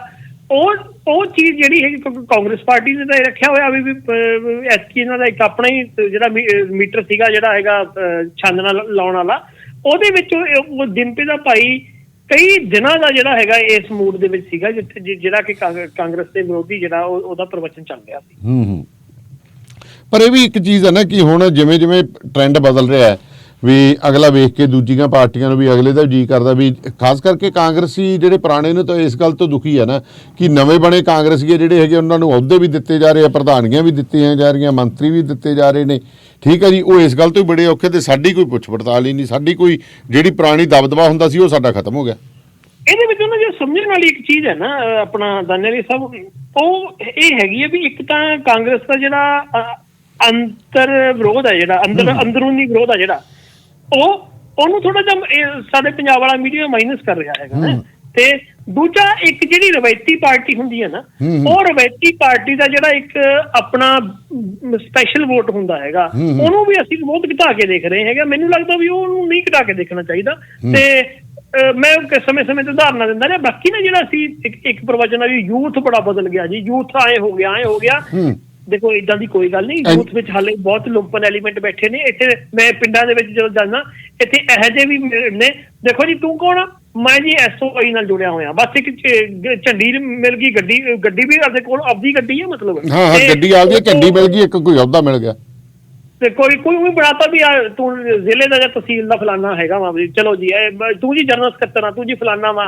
ਇੰਨੇ ਚੋਂ ਖੁਸ਼ ਨੇ। ਇਹ ਜਿਹੜੇ ਐਲੀਮੈਂਟ ਨਾ ਖਾਸ ਕਰਕੇ ਚੋਣਾਂ ਦੇ ਸਮੇਂ ਬਹੁਤ ਸਰਗਰਮ ਹੋ ਜਾਂਦੇ ਹੈਗੇ ਨੇ। ਚੋਣਾਂ ਸਮੇਂ ਤਾਂ ਪਾਰਟੀਆਂ ਹੀ ਬਣਨ ਲੱਗ ਜਾਂਦੀਆਂ ਵੀ ਚੱਲ ਵੀ ਤੂੰ ਸਾਡੇ ਯੂਥ ਵਿੰਗ ਦਾ ਫਲਾਨਾ ਹੋ ਗਿਆ, ਢਿੰਗਰਾ ਹੋ ਗਿਆ ਅਕਾਲੀ ਦਲ ਦਾ। ਤੇ ਇਹੋ ਜਿਹਾ ਲੁੰਪਨ ਐਲੀਮੈਂਟ ਇੰਨੇ ਚ ਖੁਸ਼ ਹੈਗਾ। ਠੀਕ ਹੈ, ਅਕਾਲੀ ਦਲ ਨੇ ਖਾਸ ਕਰਕੇ ਜੇ ਅਸੀਂ ਜਿਵੇਂ ਮੈਂ ਮਜੀਠੀਆ ਹਲਕੇ ਦੀ ਉਦਾਹਰਨ ਦਿੱਤੀ ਸੀਗੀ, ਉੱਥੇ ਬਿਕਰਮਜੀਤ ਸਿੰਘ ਨੇ ਕੀਤਾ ਹੀ ਇਹੀ ਹੈ ਕਿ ਉਹ ਇੱਕ ਪਿੰਡ ਵਿੱਚੋਂ ਇਹੋ ਜਿਹੇ ਘੱਟੋ ਘੱਟ 10-20 ਮੁੰਡੇ ਪੱਟੇ ਹੋਏ ਨੇ, ਜਿਹੜੇ ਮੁੰਡੇ ਵੀ ਥੋੜਾ ਜਿਹਾ ਵੋਟ ਵੀ ਸੰਗਠਿਤ ਕਰਦੇ ਨੇ, ਵੀ ਸਿੱਧੀ ਉਹਦੀ ਮਜੀਠੀਏ ਨਾਲ ਗੱਲਬਾਤ ਹੈ, ਵੀ ਸਿੱਧੀ ਉੱਥੋਂ ਇਹੀ ਮਿਲਦਾ ਵੀ ਦੇਖੋ ਜੀ ਬਾਈ ਜੀ ਨਾਲ ਆਪਣੀ ਸਿੱਧੀ ਗੱਲਬਾਤ ਆ। ਇਹ ਵੀ ਇੱਕ ਯੂਥ ਦਾ ਰੂਪ ਹੈਗਾ ਜਿਹੜਾ ਕਿ ਯੂਥ ਇੰਨੇ ਜੀ ਖੁਸ਼ ਆ ਕਿ ਉਹ ਸਾਨੂੰ ਗਾਣਿਆਂ ਵਿੱਚੋਂ ਵੀ ਪੰਜਾਬੀ ਦੇ ਵਿੱਚ ਦਿਖਾਈ ਦਿੰਦਾ ਹੈਗਾ। ਬਾਈ ਜੀ ਕਲਚਰ ਪੂਰਾ ਤੇ ਉਹ ਯੂਥ ਨੂੰ ਤੁਸੀਂ ਕਿਵੇਂ ਮਨਫੀ ਕਰੋਗੇ? ਉਹ ਯੂਥ ਜਿਹੜਾ ਇਹੋ ਜਿਹੀ ਸਿਆਸਤ ਦੇ ਕੰਮ ਆਉਂਦਾ ਹੈ। ਤੇ ਦੂਸਰੀ ਗੱਲ ਜਿਵੇਂ ਆਪਾਂ ਗੱਲ ਕਰੀਏ ਕਿ ਉਹ ਕਲਚਰ ਸਾਰਾ ਸਾਹਮਣੇ ਆਉਂਦਾ, ਪਰ ਬੀਜੇਪੀ ਜਿਹੜੀ ਖੜੀ ਹੋਈ ਹੈ ਉਹ ਬੀਜੇਪੀ ਕਿਹਦਾ ਨੁਕਸਾਨ ਕਰੂਗੀ? ਚਲੋ ਮਾਝੇ 'ਚ ਤਾਂ ਪੰਜਾਬ ਮਾਲਵੇ 'ਚ ਤਾਂ ਕਰੀ ਜਾਂਦੇ ਜੀ ਸਾਡਾ 15 ਸੀਟਾਂ ਦੇ ਉੱਤੇ ਡੇਰੇ ਵਾਲੇ ਦਾ ਪ੍ਰਭਾਵ ਹੈਗਾ। 15 ਸੀਟਾਂ ਨਾਲ ਤਾਂ ਨਹੀਂ ਨਾ ਸਰਕਾਰ ਬਣਦੀ। ਜਿਵੇਂ ਸਾਰੇ ਵੱਡੇ ਸਿਆਣੇ ਬੰਦੇ ਹੀ ਲੱਗੇ ਖੜੇ। ਮੈਂ ਤਾਂ ਪੱਤਰਕਾਰਾਂ ਤੋਂ ਵੀ ਹੈਰਾਨ ਕਿ ਉਹ ਪਤਾ ਨਹੀਂ ਉਹਨਾਂ ਨੇ ਐਡਾ ਕਿੱਡਾ। ਮੈਂ ਕਿਹਾ ਯਾਰ ਜਿੱਡੀ ਕੁ ਫਿਰ ਬੀਜੇਪੀ ਡੇਰੇ ਵਾਲੇ ਦੀ ਵੋਟ ਆ ਉਨੀ ਕੁ ਖਾੜਕੂ ਵੋਟ ਵੀ ਹੈਗੀ ਆ ਬਠਿੰਡੇ ਦੇ ਵਿੱਚ। ਨੋਟ ਕਰ ਲਓ ਕੱਟੜ। ਨਹੀਂ ਬੀਜੇਪੀ ਇੱਕ ਤਾਂ ਨਾ ਡੇਰੇ ਵਾਲੀ ਵੋਟ ਸਾਰੀ ਬੀਜੇਪੀ ਨੂੰ ਜਾਊਗੀ, ਇਹਦੇ ਤੇ ਮੈਨੂੰ ਡਾਊਟ ਹੈ। ਉਹਦਾ ਕੀ ਡਾਊਟ ਹੈ? ਬਾਈ ਜੀ ਇੱਕ ਇਹ ਦਾਵਾ ਕਰਦੇ ਨੇ, ਦਾਅਵੇ ਤਾਂ ਦੇਖੋ ਹਰੇਕ ਨੇ ਵੱਖ-ਵੱਖ ਕੀਤੇ, ਪਰ ਪਿਛਲੀਆਂ ਚੋਣਾਂ ਤੋਂ ਦਾਅਵਾ ਨੰਗਾ ਹੋਇਆ, ਇਦੋਂ ਪਿਛਲੀਆਂ ਚ ਇਦੋਂ ਹੋਇਆ। ਮਤਲਬ 7 ਤੋਂ ਬਾਅਦ 7 ਵਿੱਚ ਸਾਨੂੰ ਦਿਖਾਇਆ ਵੀ ਡੇਰੇ ਦਾ ਥੋੜਾ ਜਿਹਾ ਪ੍ਰਭਾਵ ਨਾਲ ਜਿਹੜੀ ਹੈਗੀ ਆ ਕੈਪਟਨ ਸਰਕਾਰ ਨੂੰ ਕਾਫੀ ਸਾਰੀ ਸੀਟ ਮਿਲੀ। ਸਰਕਾਰ ਨਹੀਂ ਸੀ ਕਿ ਕੈਪਟਨ ਦੀ ਪਾਰਟੀ ਨੂੰ ਕਾਫੀ ਸਾਰੀ, ਕਾਂਗਰਸ ਨੂੰ ਕਾਫੀ ਸਾਰੀ ਜਿਹੜੀ ਹੈਗੀ ਸੀਟ ਵਧੀ ਸੀ, ਨਹੀਂ ਤਾਂ ਕਾਫੀ ਬੁਰਾ ਹਾਲ ਹੋਣਾ ਸੀ। ਪਰ ਉਹ 44-45 ਸੀਟਾਂ ਲੈ ਗਏ ਸੀ। ਪਰ ਉਸ ਤੋਂ ਬਾਅਦ ਤੁਸੀਂ ਫਿਰ ਚਾਹੇ 12 ਦੀ ਗੱਲ ਕਰੋ, ਚਾਹੇ 17 ਦੀ ਕਰੋ, ਜਾਂ ਫਿਰ ਉਹਦੇ ਵਿੱਚੋਂ ਆਈਆਂ ਹੈਗੀਆਂ ਲੋਕ ਸਭਾ ਚੋਣਾਂ ਦੀ ਗੱਲ ਕਰੋ, ਉਹਦੇ ਵਿੱਚ ਡੇਰੇ ਦਾ ਪਹਿਲਾਂ ਵਾਲਾ ਵਕਾਰ ਨਹੀਂ ਰਿਹਾ ਸੀ। ਇਹ ਸੱਚ ਹੈ। ਅੱਜ ਦੀ 17 ਵਾਲੀ ਘਟਨਾ ਤੋਂ ਬਾਅਦ ਉਹਦਾ ਵੋਟ ਬੈਂਕ ਡਿੱਗਿਆ। ਮੈਂ ਕੱਲ 2 ਦਿਨ ਹੋ ਗਏ ਮੈਨੂੰ ਜਦੋਂ ਜਿੱਦਣ ਐਲਾਨ ਹੋਇਆ, ਮੈਂ ਡੇਰੇ ਦੇ ਨਾਲ ਬਹੁਤ ਹੀ ਜੁੜੇ ਹੋਏ 1-2 ਬੰਦਿਆਂ ਨਾਲ ਗੱਲ ਕੀਤੀ ਜਿਹੜੇ ਕਿ ਉਹਨਾਂ ਦੀ ਪੋਲੀਟੀਕਲ ਕਮੇਟੀ ਦੇ ਵੀ ਮੈਂਬਰ ਹੈਗੇ ਨੇ। ਉਹਨਾਂ ਦਾ ਕਹਿਣਾ ਸੀਗਾ ਕਿ ਦੇਖੋ ਵੀ ਉਹਨਾਂ ਨੇ ਜਿਹੜਾ ਮੇਰੇ ਨਾਲ ਆਪਣਾ ਨਾਂ ਦੱਸਣ ਦੀ ਸ਼ਰਤ ਉੱਤੇ ਗੱਲ ਕੀਤੀ ਵੀ 2 ਚੀਜ਼ਾਂ ਨੇ। ਇੱਕ ਤਾਂ ਜਿਹੜਾ ਸਾਡਾ ਨਾ ਜੇ ਅਸੀਂ ਕਹਿੰਦੇ ਵੀ ਹੈ ਨਾ ਕਿ ਇੱਕ ਪਿੰਡ 'ਚ 100 ਬੰਦਾ ਮਤਲਬ ਤੇ ਸਾਡੇ ਕਹਿਣ ਉੱਤੇ 35-40 ਬੰਦੇ ਹੀ ਵੋਟ ਦਿੰਦੇ ਨੇ, ਕਿਉਂਕਿ ਉਹਨਾਂ ਦੀ ਆਪਣੀਆਂ ਮਤਲਬ ਪਾਰਟੀਆਂ ਨਾਲ ਜੁੜੇ ਹੁੰਦੇ ਨੇ। ਇਹ ਮਤਲਬ ਡੇਰੇ ਦੇ ਉਹ ਬੰਦੇ ਕਹਿ ਰਹੇ ਨੇ ਜਿਹੜੇ ਉਹਨਾਂ ਦੀ ਪੋਲੀਟੀਕਲ ਕਮੇਟੀ ਦੇ ਮੈਂਬਰ ਹੈਗੇ ਨੇ। ਤੇ ਦੂਜੀ ਚੀਜ਼ ਇਹ ਹੈ ਕਿ ਇੱਕ ਪਿੰਡ ਦੇ ਵਿੱਚੋਂ ਮੰਨ ਲਓ ਜੀ 100 ਬੰਦਾ ਡੇਰੇ ਵਾਲਾ ਹੈਗਾ, ਵੱਧ ਨਹੀਂ ਪਰ 100 ਹੀ ਮੰਨ ਕੇ ਚੱਲਦੇ ਆ। 70 ਕੋਈ ਪਿੰਡ ਲਾ ਲੈਂਦੇ ਆ ਤੇ 7-8 ਹਜ਼ਾਰ ਵੋਟ ਹੋ ਗਈ ਹੈ। ਇਹ 7-8 ਹਜ਼ਾਰ ਵੋਟ ਹੈ ਜਿਹੜੀ ਉਹ ਜੇ ਬੀਜੇਪੀ ਨੂੰ ਪੈ ਵੀ ਜਾਂਦੀ ਹੈ ਤਾਂ ਉਹ 7-8 ਹਜ਼ਾਰ ਵੋਟ ਨਾਲ ਸਰਕਾਰ ਜਿੱਤਦੇ ਤਾਂ ਨਹੀਂ ਹੈਗੇ ਬਾਈ ਜੀ ਤੁਸੀਂ। ਦੂਜੀ ਚੀਜ਼ ਹੈ ਕਿ ਪੂਰੇ ਮੇਨ ਚੀਜ਼ ਬੀਜੇਪੀ ਦੀ ਕੋਸ਼ਿਸ਼ ਇਹ ਸੀਗੀ ਕਿ ਮਾਲਵੇ ਵਿੱਚੋਂ ਬਹੁਤ ਵੱਡੇ ਪੱਧਰ ਤੇ ਜ਼ਮਾਨਤਾਂ ਜ਼ਬਤ ਹੋਣੀਆਂ ਨੇ ਜੀ। ਇਹ ਵੀ ਸਾਡੀ ਜਿਹੜੀ ਇੱਜ਼ਤ ਰਹਿ ਜੇ ਇਕੱਲੀ, ਵੀ ਜ਼ਮਾਨਤਾਂ ਜ਼ਬਤ ਨਾ ਹੋਣ, ਇੱਜ਼ਤ ਰਹਿ ਜੇ। ਪਰ ਹੁਣ ਜਿਹੜੀ ਕਹਾਣੀ ਮੈਨੂੰ ਇਹ ਪਤਾ ਲੱਗ ਰਹੀ ਹੈ ਕਿ ਤੁਸੀਂ ਦੇਖੋਗੇ ਜਦੋਂ ਜ਼ਮਾਨਤ ਮਿਲਣ ਤੋਂ ਤੁਰੰਤ ਬਾਅਦ ਇਹਨੂੰ ਜਿਹਨੂੰ ਫਰਲੋ ਵੀ ਕਹਿੰਦੇ ਨੇ, ਫਰਲੋ ਮਿਲਣ ਤੋਂ ਬਾਅਦ ਵੀ ਕਾਂਗਰਸ ਤੇ ਸੁਖਜਿੰਦਰ ਰੰਧਾਵਾ ਨੇ ਕਿਹਾ ਵੀ ਇੱਕ ਬਲਾਤਕਾਰੀ ਬੰਦਾ ਸੀ ਜਾਂ ਹੋਰ ਬੰਦਾ ਸੀ, ਉਹਨੂੰ ਤੁਸੀਂ ਕਿਵੇਂ ਇਹੋ ਦੇ ਦਿੱਤੀ ਹੈਗੀ ਆ, ਵੀ ਇਹ ਗਲਤ ਹੈ। ਤੇ ਅਕਾਲੀ ਦਲ ਤਾਂ ਹਾਲੇ ਮੈਨੂੰ ਕੋਈ ਪ੍ਰਤੀਕਰਮ ਨਹੀਂ ਆਇਆ, ਸ਼੍ਰੋਮਣੀ ਕਮੇਟੀ ਦਾ ਆ ਗਿਆ। ਤੇ ਜਦੋਂ ਭਗਵੰਤ ਮਾਨ ਨੂੰ ਕਿਹਾ, ਉਹ ਕਹਿੰਦਾ ਜੀ ਇਹ ਤਾਂ ਅਦਾਲਤੀ ਮੈਟਰ ਆ, ਇਹਦੇ ਬਾਰੇ ਮੈਂ ਨਹੀਂ ਟਿੱਪਣੀ ਕਰਦਾ ਹੈਗਾ। ਤੇ ਡੇਰੇ ਦੀ ਵੋਟ ਜਿਤਨੇ ਪਰੋਲ ਮਿਲਣ ਤੱਕ ਆਮ ਆਦਮੀ ਪਾਰਟੀ ਨੂੰ ਕਾਫੀ ਹੱਦ ਤੱਕ ਜਾ ਰਹੀ ਸੀ ਮਾਲਵੇ ਦੇ ਵਿੱਚੋਂ, ਤੇ ਉਹਦੇ ਵਿੱਚੋਂ ਹਾਲੇ ਵੀ ਟੁੱਟੇਗੀ ਨਹੀਂ, ਹਾਲੇ ਵੀ ਜਾਵੇਗੀ। ਤੇ ਮੇਰਾ ਮੰਨਣਾ ਹੈਗਾ ਕਿ ਆਮ ਆਦਮੀ ਪਾਰਟੀ ਨੂੰ ਇਹਦਾ ਹਿੱਸਾ ਵੱਡਾ ਜਾਏਗਾ, ਕਿਉਂਕਿ ਆਮ ਆਦਮੀ ਪਾਰਟੀ ਦੇ ਭਗਵੰਤ ਮਾਨ ਦਾ ਬਿਆਨ ਤੇ ਉਸ ਤੋਂ ਬਾਅਦ ਵਿੱਚ ਜਿਹੜੇ ਪਹਿਲਾਂ ਹਾਲਾਤ ਸੀ ਉਹਦੇ ਮੱਦੇਨਜ਼ਰ ਜਿਹੜਾ ਤੁਸੀਂ ਦੇਖੋਗੇ ਵੀ ਇਹ ਜੇ ਕੋਈ ਮੀਡੀਆ ਜਿਵੇਂ ਭਰਮ ਪਾਲ ਲਓ ਵੀ ਡੇਰੇ ਐਲਾਨ ਨਾਲ ਡੇਰੇ ਦੀ ਵੋਟ ਬੀਜੇਪੀ ਨੂੰ ਭੇਜੂ, ਮੈਨੂੰ ਇਹਦੇ ਤੇ ਬਹੁਤ ਵੱਡਾ ਡਾਊਟ ਹੈ। ਬਿਲਕੁਲ ਇਹ ਗੱਲ ਹੈਗੀ ਹੈ, ਤੁਹਾਡੇ ਵਾਲੀ ਗੱਲ ਸਹੀ ਹੈ ਵੀ ਐਡੀ ਵੱਡੀ ਵੀ ਗੱਲ ਹੈ ਨਹੀਂ ਜਿੱਡੀ ਬਣਾਈ ਜਾ ਰਹੀ ਹੈ। ਪਰ ਠੀਕ ਹੈ, ਮੇਰੀ ਜਿੰਨੇ ਬੀਜੇਪੀ ਦੇ ਲੀਡਰਾਂ ਨਾਲ ਗੱਲ ਹੋਈ ਉਹ ਕਹਿੰਦੇ ਵੀ ਅਸੀਂ ਤਾਂ ਘੱਟੋ ਘੱਟ ਆਪਦਾ ਕਾਡਰ ਜਿਹੜਾ ਹੈਗਾ ਉਹ ਕ੍ਰੀਏਟ ਕਰਾਂਗੇ। ਪਹਿਲਾਂ ਅਸੀਂ ਬਾਦਲਾਂ ਦੇ ਮਗਰ ਹੀ ਤੁਰੇ ਫਿਰਦੇ, ਬਾਦਲ ਸਾਨੂੰ ਪਿੰਡਾਂ 'ਚ ਨਹੀਂ ਵੜਨ ਦਿੰਦੇ ਸੀਗੇ, ਠੀਕ ਹੈ ਜੀ। ਲੰਬੀ ਹਲਕੇ 'ਚ ਤਾਂ ਕਹਿੰਦੇ ਅਸੀਂ ਕਿਤੇ ਕੈਂਪ ਨਾ ਲਾ ਸਕੇ, ਤੇ ਉਹ ਵੀ ਇੱਕ ਚੀਜ਼ ਹੈ। ਬਿਲਕੁਲ ਬੀਜੇਪੀ ਦੀ ਕੋਸ਼ਿਸ਼ ਨਾਲੇ ਬੀਜੇਪੀ ਨਾ ਆਹ ਸਾਲ ਤਾਂ ਕੋਈ ਮੰਨ ਕੇ ਨਹੀਂ ਚੱਲਦੀ ਹੈ ਕਿ ਉਹ ਤਾਂ ਆਪਣੀ ਲੰਮੀ ਗੇਮ ਖੇਡਦੀ ਹੁੰਦੀ ਹੈ ਵੀ ਪਹਿਲਾਂ ਤਾਂ ਪ੍ਰਵਚਨ ਲਾਗੂ ਕਰਨਾ ਆਪਣਾ, ਫਿਰ ਆਪਣੀਆਂ ਜਿਹੜਾ ਹੈਗਾ ਵਾ ਆਪਣਾ ਆਧਾਰ ਬਣਾਉਣਾ, ਫਿਰ ਜਾ ਕੇ ਉਹਦੀ ਉਹ ਸੀਟਾਂ ਸੂਟਾਂ ਦੀ ਗੱਲ। ਬਿਲਕੁਲ ਬਿਲਕੁਲ ਜੀ ਜੀ ਧੰਨਵਾਦ ਸਰ।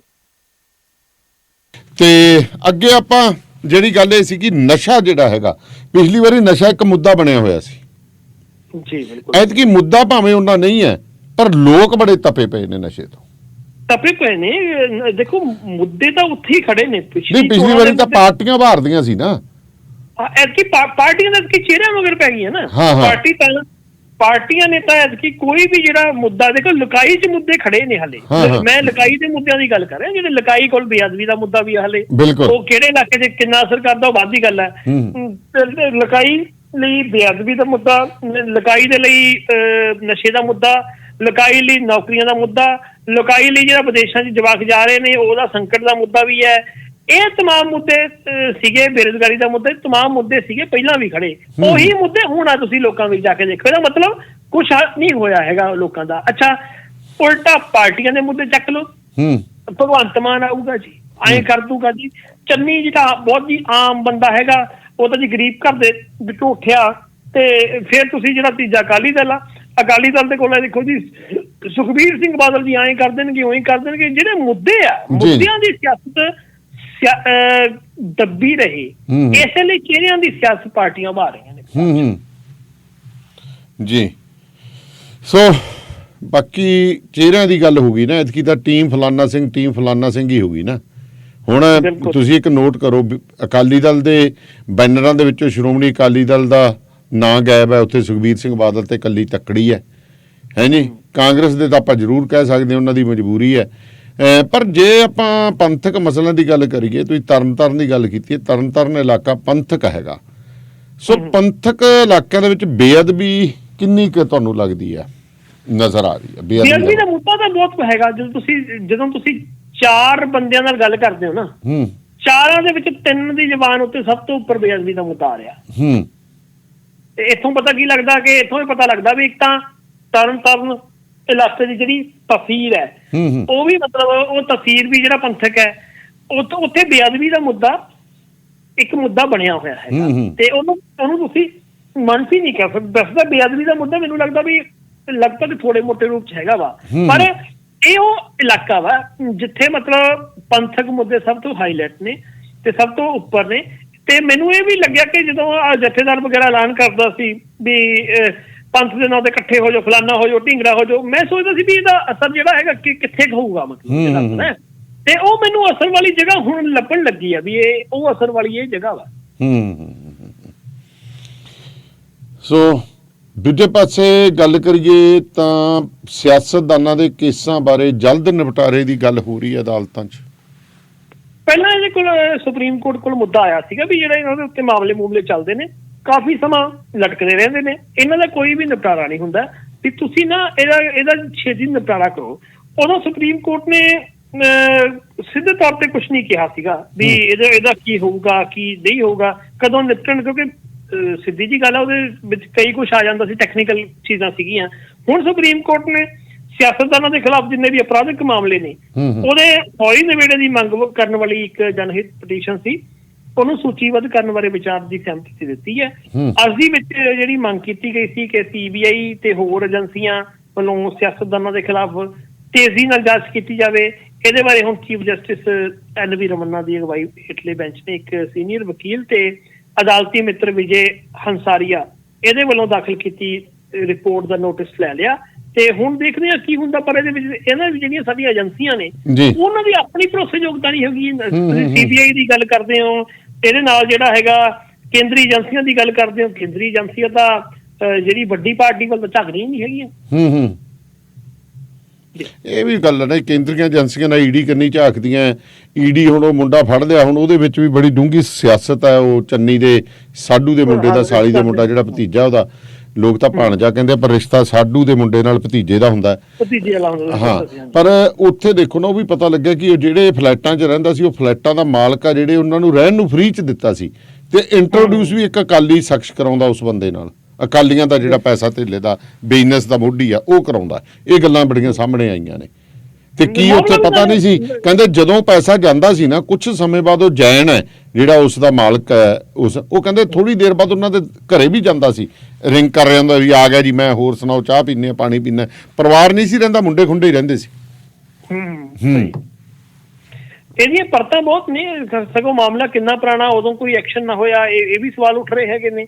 ਤੇ ਇਹ ਤਮਾਮ ਚੀਜ਼ਾਂ ਹੈਗੀਆਂ। ਪਰ ਹੁਣ ਮਸਲਾ ਇਹ ਹੈਗਾ ਵੀ ਜਿਹੜੀ ਆਪਾਂ ਗੱਲ ਕਰ ਰਹੇ ਸੀ ਏਜੰਸੀਆਂ ਦਾ, ਏਜੰਸੀਆਂ ਨੇ ਕਦੋਂ ਕੰਮ ਕਰਨਾ, ਕਿਹਦੇ ਇਸ਼ਾਰੇ ਤੇ ਕਰਨਾ ਤੇ ਕਿਹਦੇ ਖਿਲਾਫ ਕਰਨਾ ਤੇ ਕਿਹਨੂੰ ਬਚਾਉਣਾ, ਇਹ ਤਾਂ ਮਤਲਬ ਤੈਅ ਉਹੀ ਕਰਦਾ ਜਿਹਦੀ ਸੈਂਟਰ ਦੇ ਵਿੱਚ ਗਵਰਨਮੈਂਟ ਹੈਗੀ ਹੈ। ਤੇ ਇਸ ਕਰਕੇ ਜੇ ਫਿਰ ਪੁਰਾਣੇ ਮਾਮਲੇ ਖੁੱਲਣੇ ਆ, ਇਹਦੇ ਵਿੱਚ ਸੁਪਰੀਮ ਕੋਰਟ ਨੂੰ ਜਿਹੜਾ ਇਹ ਦਖਲਅੰਦਾਜ਼ੀ ਕਰਨੀ ਪਊ ਵੀ ਇਹ ਜਿਹੜੀਆਂ ਏਜੰਸੀਆਂ ਇਹ ਸੁਪਰੀਮ ਕੋਰਟ ਦੇ ਅਧੀਨ ਤੇ ਆਪਣੀ ਜਿਹੜੀ ਕਿਵੇਂ ਜਾਂਚ ਕਰਨ। ਕਿਉਂਕਿ ਸਿੱਧੀ ਜੀ ਗੱਲ ਹੈ, ਇਹ ਤਾਂ ਹੈ ਹੀ ਸੈਂਟਰ ਦੇ ਅਧੀਨ ਨੇ ਤੇ ਸੁਪਰੀਮ ਕੋਰਟ ਦੇ ਵਿੱਚ ਕਿਵੇਂ ਇੱਕ ਆਪਣੀ ਵਧੀਆ ਭਾਗੀਦਾਰੀ ਨਿਭਾ ਸਕਦਾ, ਉਹ ਸੁਪਰੀਮ ਕੋਰਟ ਲਈ ਇੱਕ ਵੱਡਾ ਸਵਾਲ ਹੈ ਜੀ।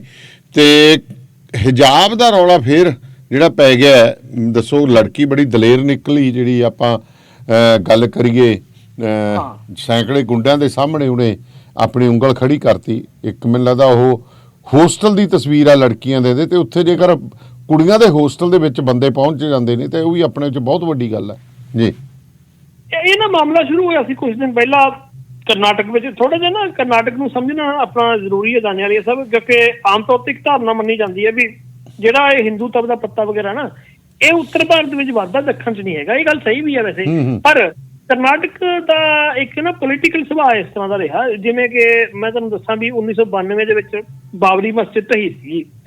ਬਾਬਰੀ ਮਸਜਿਦ ਵੇਲੇ ਉਹਦਾ ਸੇਕ ਕਰਨਾਟਕ 'ਚ ਵੀ ਪਹੁੰਚਿਆ ਸੀ, ਹਿੰਦੂ ਮੁਸਲਮਾਨ ਭਾਈਚਾਰੇ ਤੇ ਫਰਕ ਪਿਆ ਸੀ।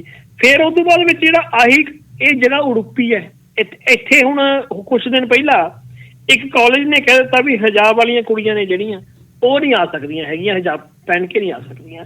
ਤੇ ਉਹਦਾ ਕੁੜੀਆਂ ਨੇ ਵਿਰੋਧ ਕੀਤਾ ਕਿ ਅਸੀਂ ਕਿਉਂ ਨਹੀਂ ਆ ਸਕਦੇ, ਸਾਡਾ ਸੰਵਿਧਾਨਕ ਹੱਕ ਹੈਗਾ ਵੀ ਹੈ। ਤੇ ਤੁਸੀਂ ਵੈਸੇ ਤਾਂ ਕਾਲਜਾਂ 'ਚ ਤਾਂ ਵੈਸੇ ਵੀ ਕੋਈ ਡਰੈਸ ਕੋਡ ਨਹੀਂ ਹੁੰਦਾ, ਕੁਛ ਕਾਲਜਾਂ ਨੂੰ ਛੱਡ ਕੇ ਨਾ, ਆਮ ਤੌਰ ਤੇ ਆਪਾਂ ਸਕੂਲ ਤੱਕ ਹੀ ਹੁੰਦਾ। ਪਰ ਜਿਹੜੇ ਧਾਰਮਿਕ ਇਸ ਤਰ੍ਹਾਂ ਦੀ ਡਰੈਸ ਆ, ਉਹਦੇ ਵਿੱਚ ਸਕੂਲ ਵੀ ਕੁਛ ਤੁਹਾਨੂੰ ਛੋੜ ਦਿੰਦੇ ਹੈਗੇ ਨੇ। ਮਤਲਬ ਜਿਵੇਂ ਹੁਣ ਮੰਨ ਲਓ ਕੇਸੀ ਕਿਸੇ ਨੇ ਰੱਖੀ ਹੋਈ ਹੈ ਕੁੜੀ ਦੀ, ਕੱਲ ਨੂੰ ਤਾਂ ਫਿਰ ਕੇਸ ਕੀ ਤੇ ਦਮਾਲਿਆਂ ਨੂੰ ਵੀ ਪੈ ਜਾਣਗੇ, ਉਹਨੂੰ ਵੀ ਪੈ ਜਾਣਗੇ। ਉਹ ਤਾਂ ਪਹਿਨ ਕੇ ਜਾਂਦੇ ਨੇ ਨਾ ਬੰਦੇ। ਸੋ ਇਸ ਤਰ੍ਹਾਂ ਨਾਲ ਨਾ ਇਹ ਉਹਦੇ ਉੱਤੇ ਕੋਈ ਡਰੈਸ ਕੋਡ ਨਹੀਂ ਹੁੰਦਾ, ਕਿਉਂਕਿ ਇੱਕ ਜਿਹੜਾ ਕੰਸਟੀਟਿਊਸ਼ਨ ਦੀ ਜਿਹੜੀ ਧਾਰਾ ਹੈਗੀ ਹੈ, ਭਾਰਤ ਦੇ ਸੰਵਿਧਾਨ ਦੀ ਧਾਰਾ 19, ਉਹ ਤੁਹਾਨੂੰ ਆਪਣੀ ਮਰਜ਼ੀ ਨਾਲ ਜੀਣ ਦਾ ਅਧਿਕਾਰ ਦਿੰਦੀ ਹੈ ਤੇ ਇਹ ਵੀ ਅਧਿਕਾਰ ਦਿੰਦੀ ਹੈ ਵੀ ਤੁਸੀਂ ਆਪਣੇ ਧਰਮ ਦੇ ਚਿੰਨ੍ਹਾਂ ਨੂੰ ਵਰਤ ਸਕਦੇ ਹੋ। ਇੱਕ ਤਾਂ ਇਹ ਚੀਜ਼ ਹੈ। ਜਦੋਂ ਇਹ ਮਾਮਲਾ ਆਇਆ ਹੀ ਸੀਗਾ, ਪਹਿਲੀ ਗੱਲ ਤਾਂ ਉਹ ਕਾਲਜ ਨੂੰ ਪੁੱਛਣਾ ਬਣਦਾ ਵੀ ਉਹਨੇ ਕਿਹੜੇ ਮੂੰਹ ਨਾਲ ਇਹ ਐਲਾਨ ਕੀਤਾ। ਜਦੋਂ ਪ੍ਰਸ਼ਾਸਨ ਨੂੰ ਦਖਲ ਦੇਣਾ ਚਾਹੀਦਾ ਸੀ, ਕਿ ਪ੍ਰਸ਼ਾਸਨ ਚਾਹੁੰਦਾ ਸੀ ਹੋਵੇ ਉੱਥੇ BJP ਦੀ ਸਰਕਾਰ ਹੈ। ਫਿਰ ਉਦੋਂ ਬਾਅਦ ਕੀ ਹੋਇਆ, ਫਿਰ ਇਹਨਾਂ ਦੇ ਗੁੰਡਾ ਐਲੀਮੈਂਟ ਆ ਗਏ, ਉਹਨਾਂ ਨੇ ਜਾ ਕੇ ਭਗਵਾਂ ਚੁੰਨੀਆਂ ਵਾਲੀ ਗੱਲ ਕਰ ਲਈ। ਠੀਕ ਹੈ, ਭਗਵੇਂ ਝੰਡੇ ਵਾਲੇ ਇੱਕ ਜਗ੍ਹਾ ਭਗਵਾਂ ਝੰਡੇ ਹੀ ਠੋਕ ਕੇ ਰੱਖ ਦਿੱਤਾ। ਫਿਰ ਇੱਕ ਤਰ੍ਹਾਂ ਦਾ ਧੰਦਾ ਹੀ ਬਣ ਗਿਆ ਵੀ ਜਿੱਥੇ ਕੋਈ ਮੁਸਲਮਾਨ ਲੜਕੀ ਲੜਕਾ ਦੇਖੇ ਉੱਥੇ ਉਹਨਾਂ ਨੂੰ ਭਗਵੇਂ ਕੱਪੜੇ ਦਿਖਾਓ ਤੇ ਹਲਾ ਕਰੋ, ਜਿਹਦੇ ਤਹਿਤ ਇਹ ਕੁੜੀ ਜਿਹੜੀ ਵਿਚਾਰੀ ਉਹਨਾਂ ਦੇ ਨਿਸ਼ਾਨੇ ਤੇ ਆਈ। ਪਰ ਕੁੜੀ ਨੇ ਜਿਹੜਾ ਹੈਗਾ ਸਿੱਧੇ ਤੌਰ ਤੇ ਇਹਨਾਂ ਨੂੰ, ਜਿਹੜਾ ਜਿਵੇਂ ਕਹਿੰਦੇ ਵੀ ਗਾਂਧੀਅਨ ਹਿਮਾਂਸ਼ੂ ਕੁਮਾਰ ਕਹਿੰਦਾ ਭਾਰਤ ਦਾ, ਕਿ 100 ਲੰਗੂਰ ਸੀ ਤੇ ਇੱਕ ਸ਼ੇਰਨੀ ਸੀਗੀ ਤੇ ਸ਼ੇਰਨੀ ਡਟ ਗਈ, ਲੰਗੂਰਾਂ ਦੀ ਕੋਈ ਔਕਾਤ ਨਹੀਂ ਹੋਈ। ਪਰ ਹੁਣ ਮਸਲਾ ਕੀ ਹੈ ਕਿ BJP ਇਹਦੇ ਤੇ ਦੋ ਕੰਮ ਕਰੇ। ਇੱਕ ਤਾਂ ਅਗਲੇ ਸਾਲ ਨੂੰ ਜਾਂ ਸਾਲ ਦੇ ਐਂਡ 'ਚ ਕਰਨਾਟਕ 'ਚ ਇਲੈਕਸ਼ਨ ਹੋਣੀ ਹੈ ਤੇ ਰਿਪੋਰਟ ਕਾਰਡ ਮਾੜਾ ਤੇ ਹਿੰਦੂ ਮੁਸਲਮਾਨ ਦਾ ਪੱਤਾ ਕੰਮ ਆਊਗਾ। ਦੂਜਾ ਅੱਜ UP ਦੇ ਵਿੱਚ ਇਲੈਕਸ਼ਨ ਹੈ, ਉਹਦਾ ਫਾਇਦਾ ਲੈਣਾ ਸੀਗਾ। ਇਲੈਕਸ਼ਨ ਜਿਹੜੀ ਹੈਗੀ ਆ ਉਹਨਾਂ ਇਲਾਕਿਆਂ 'ਚ ਇਲੈਕਸ਼ਨ ਹੈ ਜਿੱਥੇ ਕਿ ਹਿੰਦੂ ਮੁਸਲਮਾਨ ਦਾ ਪੱਤਾ ਘਟ ਗਿਆ, ਤੇ ਇਹੀ ਪ੍ਰਵਚਨ ਚਲਾ ਕੇ ਉਹ ਫੇਰ ਦਰਾੜ ਪਾਉਣ ਦੀ ਕੋਸ਼ਿਸ਼ ਕੀਤੀ ਜਾ ਰਹੀ ਹੈਗੀ ਹੈ। ਇਹ ਤਮਾਮ ਚੀਜ਼ਾਂ ਵੀ ਕੰਮ ਹੋ ਰਿਹਾ ਕਰਨਾਟਕ 'ਚ, ਫਾਇਦਾ ਲੈਣਾ ਯੂਪੀ ਦੇ ਵਿੱਚ, ਤੇ ਜਿਹੜਾ ਸਾਲ ਬਾਅਦ ਇਲੈਕਸ਼ਨ ਆ ਉੱਥੇ ਕਰਨਾਟਕ ਦੇ ਵਿੱਚ ਵੀ ਫਾਇਦਾ ਲੈਣਾ ਹੈਗਾ। ਤੇ ਹੁਣ ਪ੍ਰਸ਼ਾਸਨ ਘਿਰਦਾ ਇੱਥੋਂ, ਇਹ ਮਾਮਲਾ ਕੋਈ ਮਾਮਲਾ ਹੀ ਨਹੀਂ ਹੈਗਾ। ਪਹਿਲੀ ਗੱਲ ਤਾਂ ਵੀ ਤੁਸੀਂ ਜਦੋਂ ਕਿਸੇ ਕਾਲਜ ਨੇ ਕਿਹੜੇ ਮੂੰਹ ਨਾਲ ਗਿਆ ਵੀ ਕੁੜੀਆਂ ਹਿਜਾਬ ਨਹੀਂ ਪਾਉਣ ਸਕਦੀਆਂ, ਤੁਸੀਂ ਉਦੋਂ ਕਾਰਵਾਈ ਕਰੋ। ਕਾਰਵਾਈ ਕਰਨ ਦੀ ਥਾਂ ਏਦਾਂ ਦੀ ਲੋਕਲ ਐਲੀਮੈਂਟ ਨੂੰ ਉੱਥੇ ਦੀ ਲੋਕਲ ਸਰਕਾਰ ਨੇ, ਸੂਬਾਈ ਸਰਕਾਰ ਨੇ, ਸੂਬਾਈ ਪ੍ਰਸ਼ਾਸਨ ਨੇ, ਲੋਕਲ ਪ੍ਰਸ਼ਾਸਨ ਨੇ ਹੱਲਾਸ਼ੇਰੀ ਦਿੱਤੀ ਤਾਂ ਜੋ ਕਿ ਉਹ ਇਸ ਤਰ੍ਹਾਂ ਦੀ ਗੁੰਡਾਗਰਦੀ ਕਰ ਸਕਣ। ਬਿਲਕੁਲ, ਇਹ ਗੁੰਡਾਗਰਦੀ ਜਿਹੜੀ ਹੈ ਨਾ ਲਗਾਤਾਰ ਇਹ ਜਦੋਂ ਕਹਿੰਦੇ ਨੇ ਕਿ ਜੇ ਖੁੱਲ੍ਹ ਮਿਲਦੀ ਹੈ ਜਾਂ ਇਸ਼ਾਰੇ ਹੁੰਦੇ ਨੇ, ਜਦੋਂ ਮੈਂ ਇੱਕ ਸਾਬਕਾ DGP ਆਏ ਸੀ ਮੇਰੇ ਕੋਲ ਇੱਥੇ, ਮੈਂ ਉਹਨਾਂ ਦੀ ਇੰਟਰਵਿਊ ਕੀਤੀ ਸੀ ਗੁਜਰਾਤ ਦੇ। ਉਹ ਕਹਿੰਦੇ, ਮੈਂ ਉਹਨਾਂ ਨੂੰ ਪੁੱਛਿਆ ਜੀ ਕੀ ਗੱਲ ਹੈ ਵੀ ਗੁਜਰਾਤ ਦੇ ਦੰਗੇ ਰੁਕ ਕਿਉਂ ਨਹੀਂ ਸਕੇ? ਉਹ ਕਹਿੰਦੇ ਕਈ ਵਾਰੀ ਜਿਹੜੇ ਅਫਸਰ ਡਿਊਟੀ ਤੇ ਹੁੰਦੇ ਨੇ ਉਹ ਮੰਨ ਲੈਂਦੇ ਨੇ ਕਿ ਮੇਰਾ ਬੌਸ ਕੀ ਚਾਹੁੰਦਾ, ਸਪੈਕੂਲੇਟ ਕਰ ਲੈਂਦੇ ਆ। ਮੀਨਸ ਮੈਂ ਕਿਹਾ ਵੀ ਇਹਦਾ ਮਤਲਬ ਚਾਹੁੰਦੇ ਸੀਗੇ ਕਿ ਮੋਦੀ ਸਾਹਿਬ ਵੀ ਚਾਹੁੰਦੇ ਸੀਗੇ ਕਿ ਇਹ ਦੰਗੇ ਹੋਣ? ਕਹਿੰਦਾ ਨਹੀਂ, ਮੈਂ ਇਹ ਨਹੀਂ ਕਹਿੰਦਾ, ਪਰ ਮੈਂ ਇਹ ਗੱਲ ਕਹਿੰਦਾ ਕਿ ਪੁਲਿਸ ਵਾਲੇ ਮੰਨ ਲੈਂਦੇ ਆ, ਸੋਚ ਲੈਂਦੇ ਆ ਕਿ ਹਾਂ ਉਹ ਚਾਹੁੰਦੇ ਨੇ ਵੀ ਉਹ ਕੁਝ ਬੋਲੇ ਨਹੀਂ, ਕੋਈ ਬਿਆਨ ਨਹੀਂ ਆਇਆ।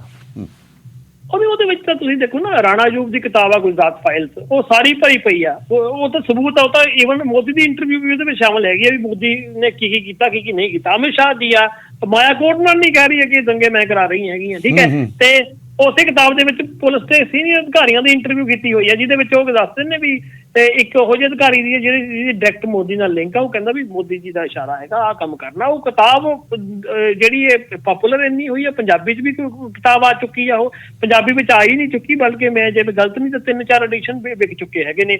ਉਹ ਸਾਡੇ ਸਾਰੇ ਪਾਠਕਾਂ ਨੂੰ ਕਿਤਾਬ ਪੜ੍ਹਨੀ ਚਾਹੀਦੀ ਹੈ, ਪੰਜਾਬੀ 'ਚ ਉਪਲਬਧ ਆ। ਰਾਣਾ ਅਯੂਬ ਦੀ ਕਿਤਾਬ ਆ ਗੁਜਰਾਤ ਫਾਈਲਸ, ਉਹਦਾ ਪੰਜਾਬੀ ਅਨੁਵਾਦ ਹੈਗਾ ਗੁਜਰਾਤ ਫਾਈਲਾਂ। ਤੇ ਉਹ ਕਿਤਾਬ ਜਿਹੜਾ ਹੈਗਾ ਅੱਜ ਤੱਕ ਇਹਨਾਂ ਦੀ ਔਕਾਤ ਨਹੀਂ ਹੋਈ। ਜਦੋਂ ਇਹ ਕਿਤਾਬ ਆਈ ਸੀ ਅੰਗਰੇਜ਼ੀ ਦੇ ਵਿੱਚ, ਇਹ ਕਿਤਾਬ ਨੂੰ ਨਾ ਕਿਸੇ ਪ੍ਰਕਾਸ਼ਨ ਨੇ ਛਾਪਣ ਤੋਂ ਇਨਕਾਰ ਕਰਤਾ ਸੀ ਕਿਉਂਕਿ ਮੋਦੀ ਤੱਕ ਕਹਾਣੀ ਜਾਂਦੀ ਸੀਗੀ। ਈਵਨ ਇੱਥੋਂ ਤੱਕ ਰਾਣਾ ਅਯੂਬ ਜਦੋਂ ਤਹਿਲਕਾ 'ਚ ਕੰਮ ਕਰਦੀ ਸੀ, ਉਹਦੇ ਐਡੀਟਰ ਨੇ ਉਹਨੂੰ ਕਿਹਾ ਸੀਗਾ ਵੀ ਆਹ ਨਾ ਥੋੜੀ ਜਿਹੀ ਸੀਰੀਜ਼ ਚਲਾ ਲਾ, ਕੁਛ 2-3 ਕਿਸ਼ਤਾਂ ਦੀ। ਜਦੋਂ ਸੀਰੀਜ਼ ਚੱਲਦੀ ਕੁੜੀ ਦੇ ਉਦੋਂ ਉਮਰ ਸੀ ਜੋਸ਼ੀਲੀ, 25 ਸਾਲ ਦੀ ਉਦੋਂ ਉਮਰ ਸੀ ਉਹਦੀ। ਜਦੋਂ ਉਹਨੇ ਕੀ ਕੀਤਾ, ਆਪਣਾ ਉਹਨੇ ਆਈਡੈਂਟਿਟੀ ਛੁਪਾ ਕੇ ਜਦੋਂ ਇੱਕ ਹਿੰਦੂ ਕੁੜੀ ਬਣ ਕੇ ਉਹ, ਤੇ ਇੱਕ ਉਹ ਵੀ ਇਹ ਕਹਿ ਕੇ ਵੀ ਮੈਂ ਇੱਕ ਸੰਘ ਦੇ ਪ੍ਰਚਾਰਕ ਦੀ ਕੁੜੀ ਆ, ਅਮਰੀਕਾ ਤੋਂ ਆਈ ਹੋਈ ਆ, ਇਹ ਬਣ ਕੇ ਉਹਨੇ ਆਪਣੀ ਤਫਤੀਸ਼ੀ ਪੱਤਰਕਾਰੀ ਸ਼ੁਰੂ ਕੀਤੀ। ਤੇ ਉਹਦੇ ਵਿੱਚ ਉਹ ਕਹਾਣੀ ਤਾਂ ਮੋਦੀ ਤੱਕ ਪਹੁੰਚ ਚੁੱਕੀ ਸੀ ਤੇ ਐਡੀਟਰ ਵੀ ਡਰ ਗਿਆ, ਕਹਿੰਦਾ ਨਹੀਂ ਇਹ ਮੈਂ ਨਹੀਂ ਛਾਪਣੀ ਹੈਗੀ।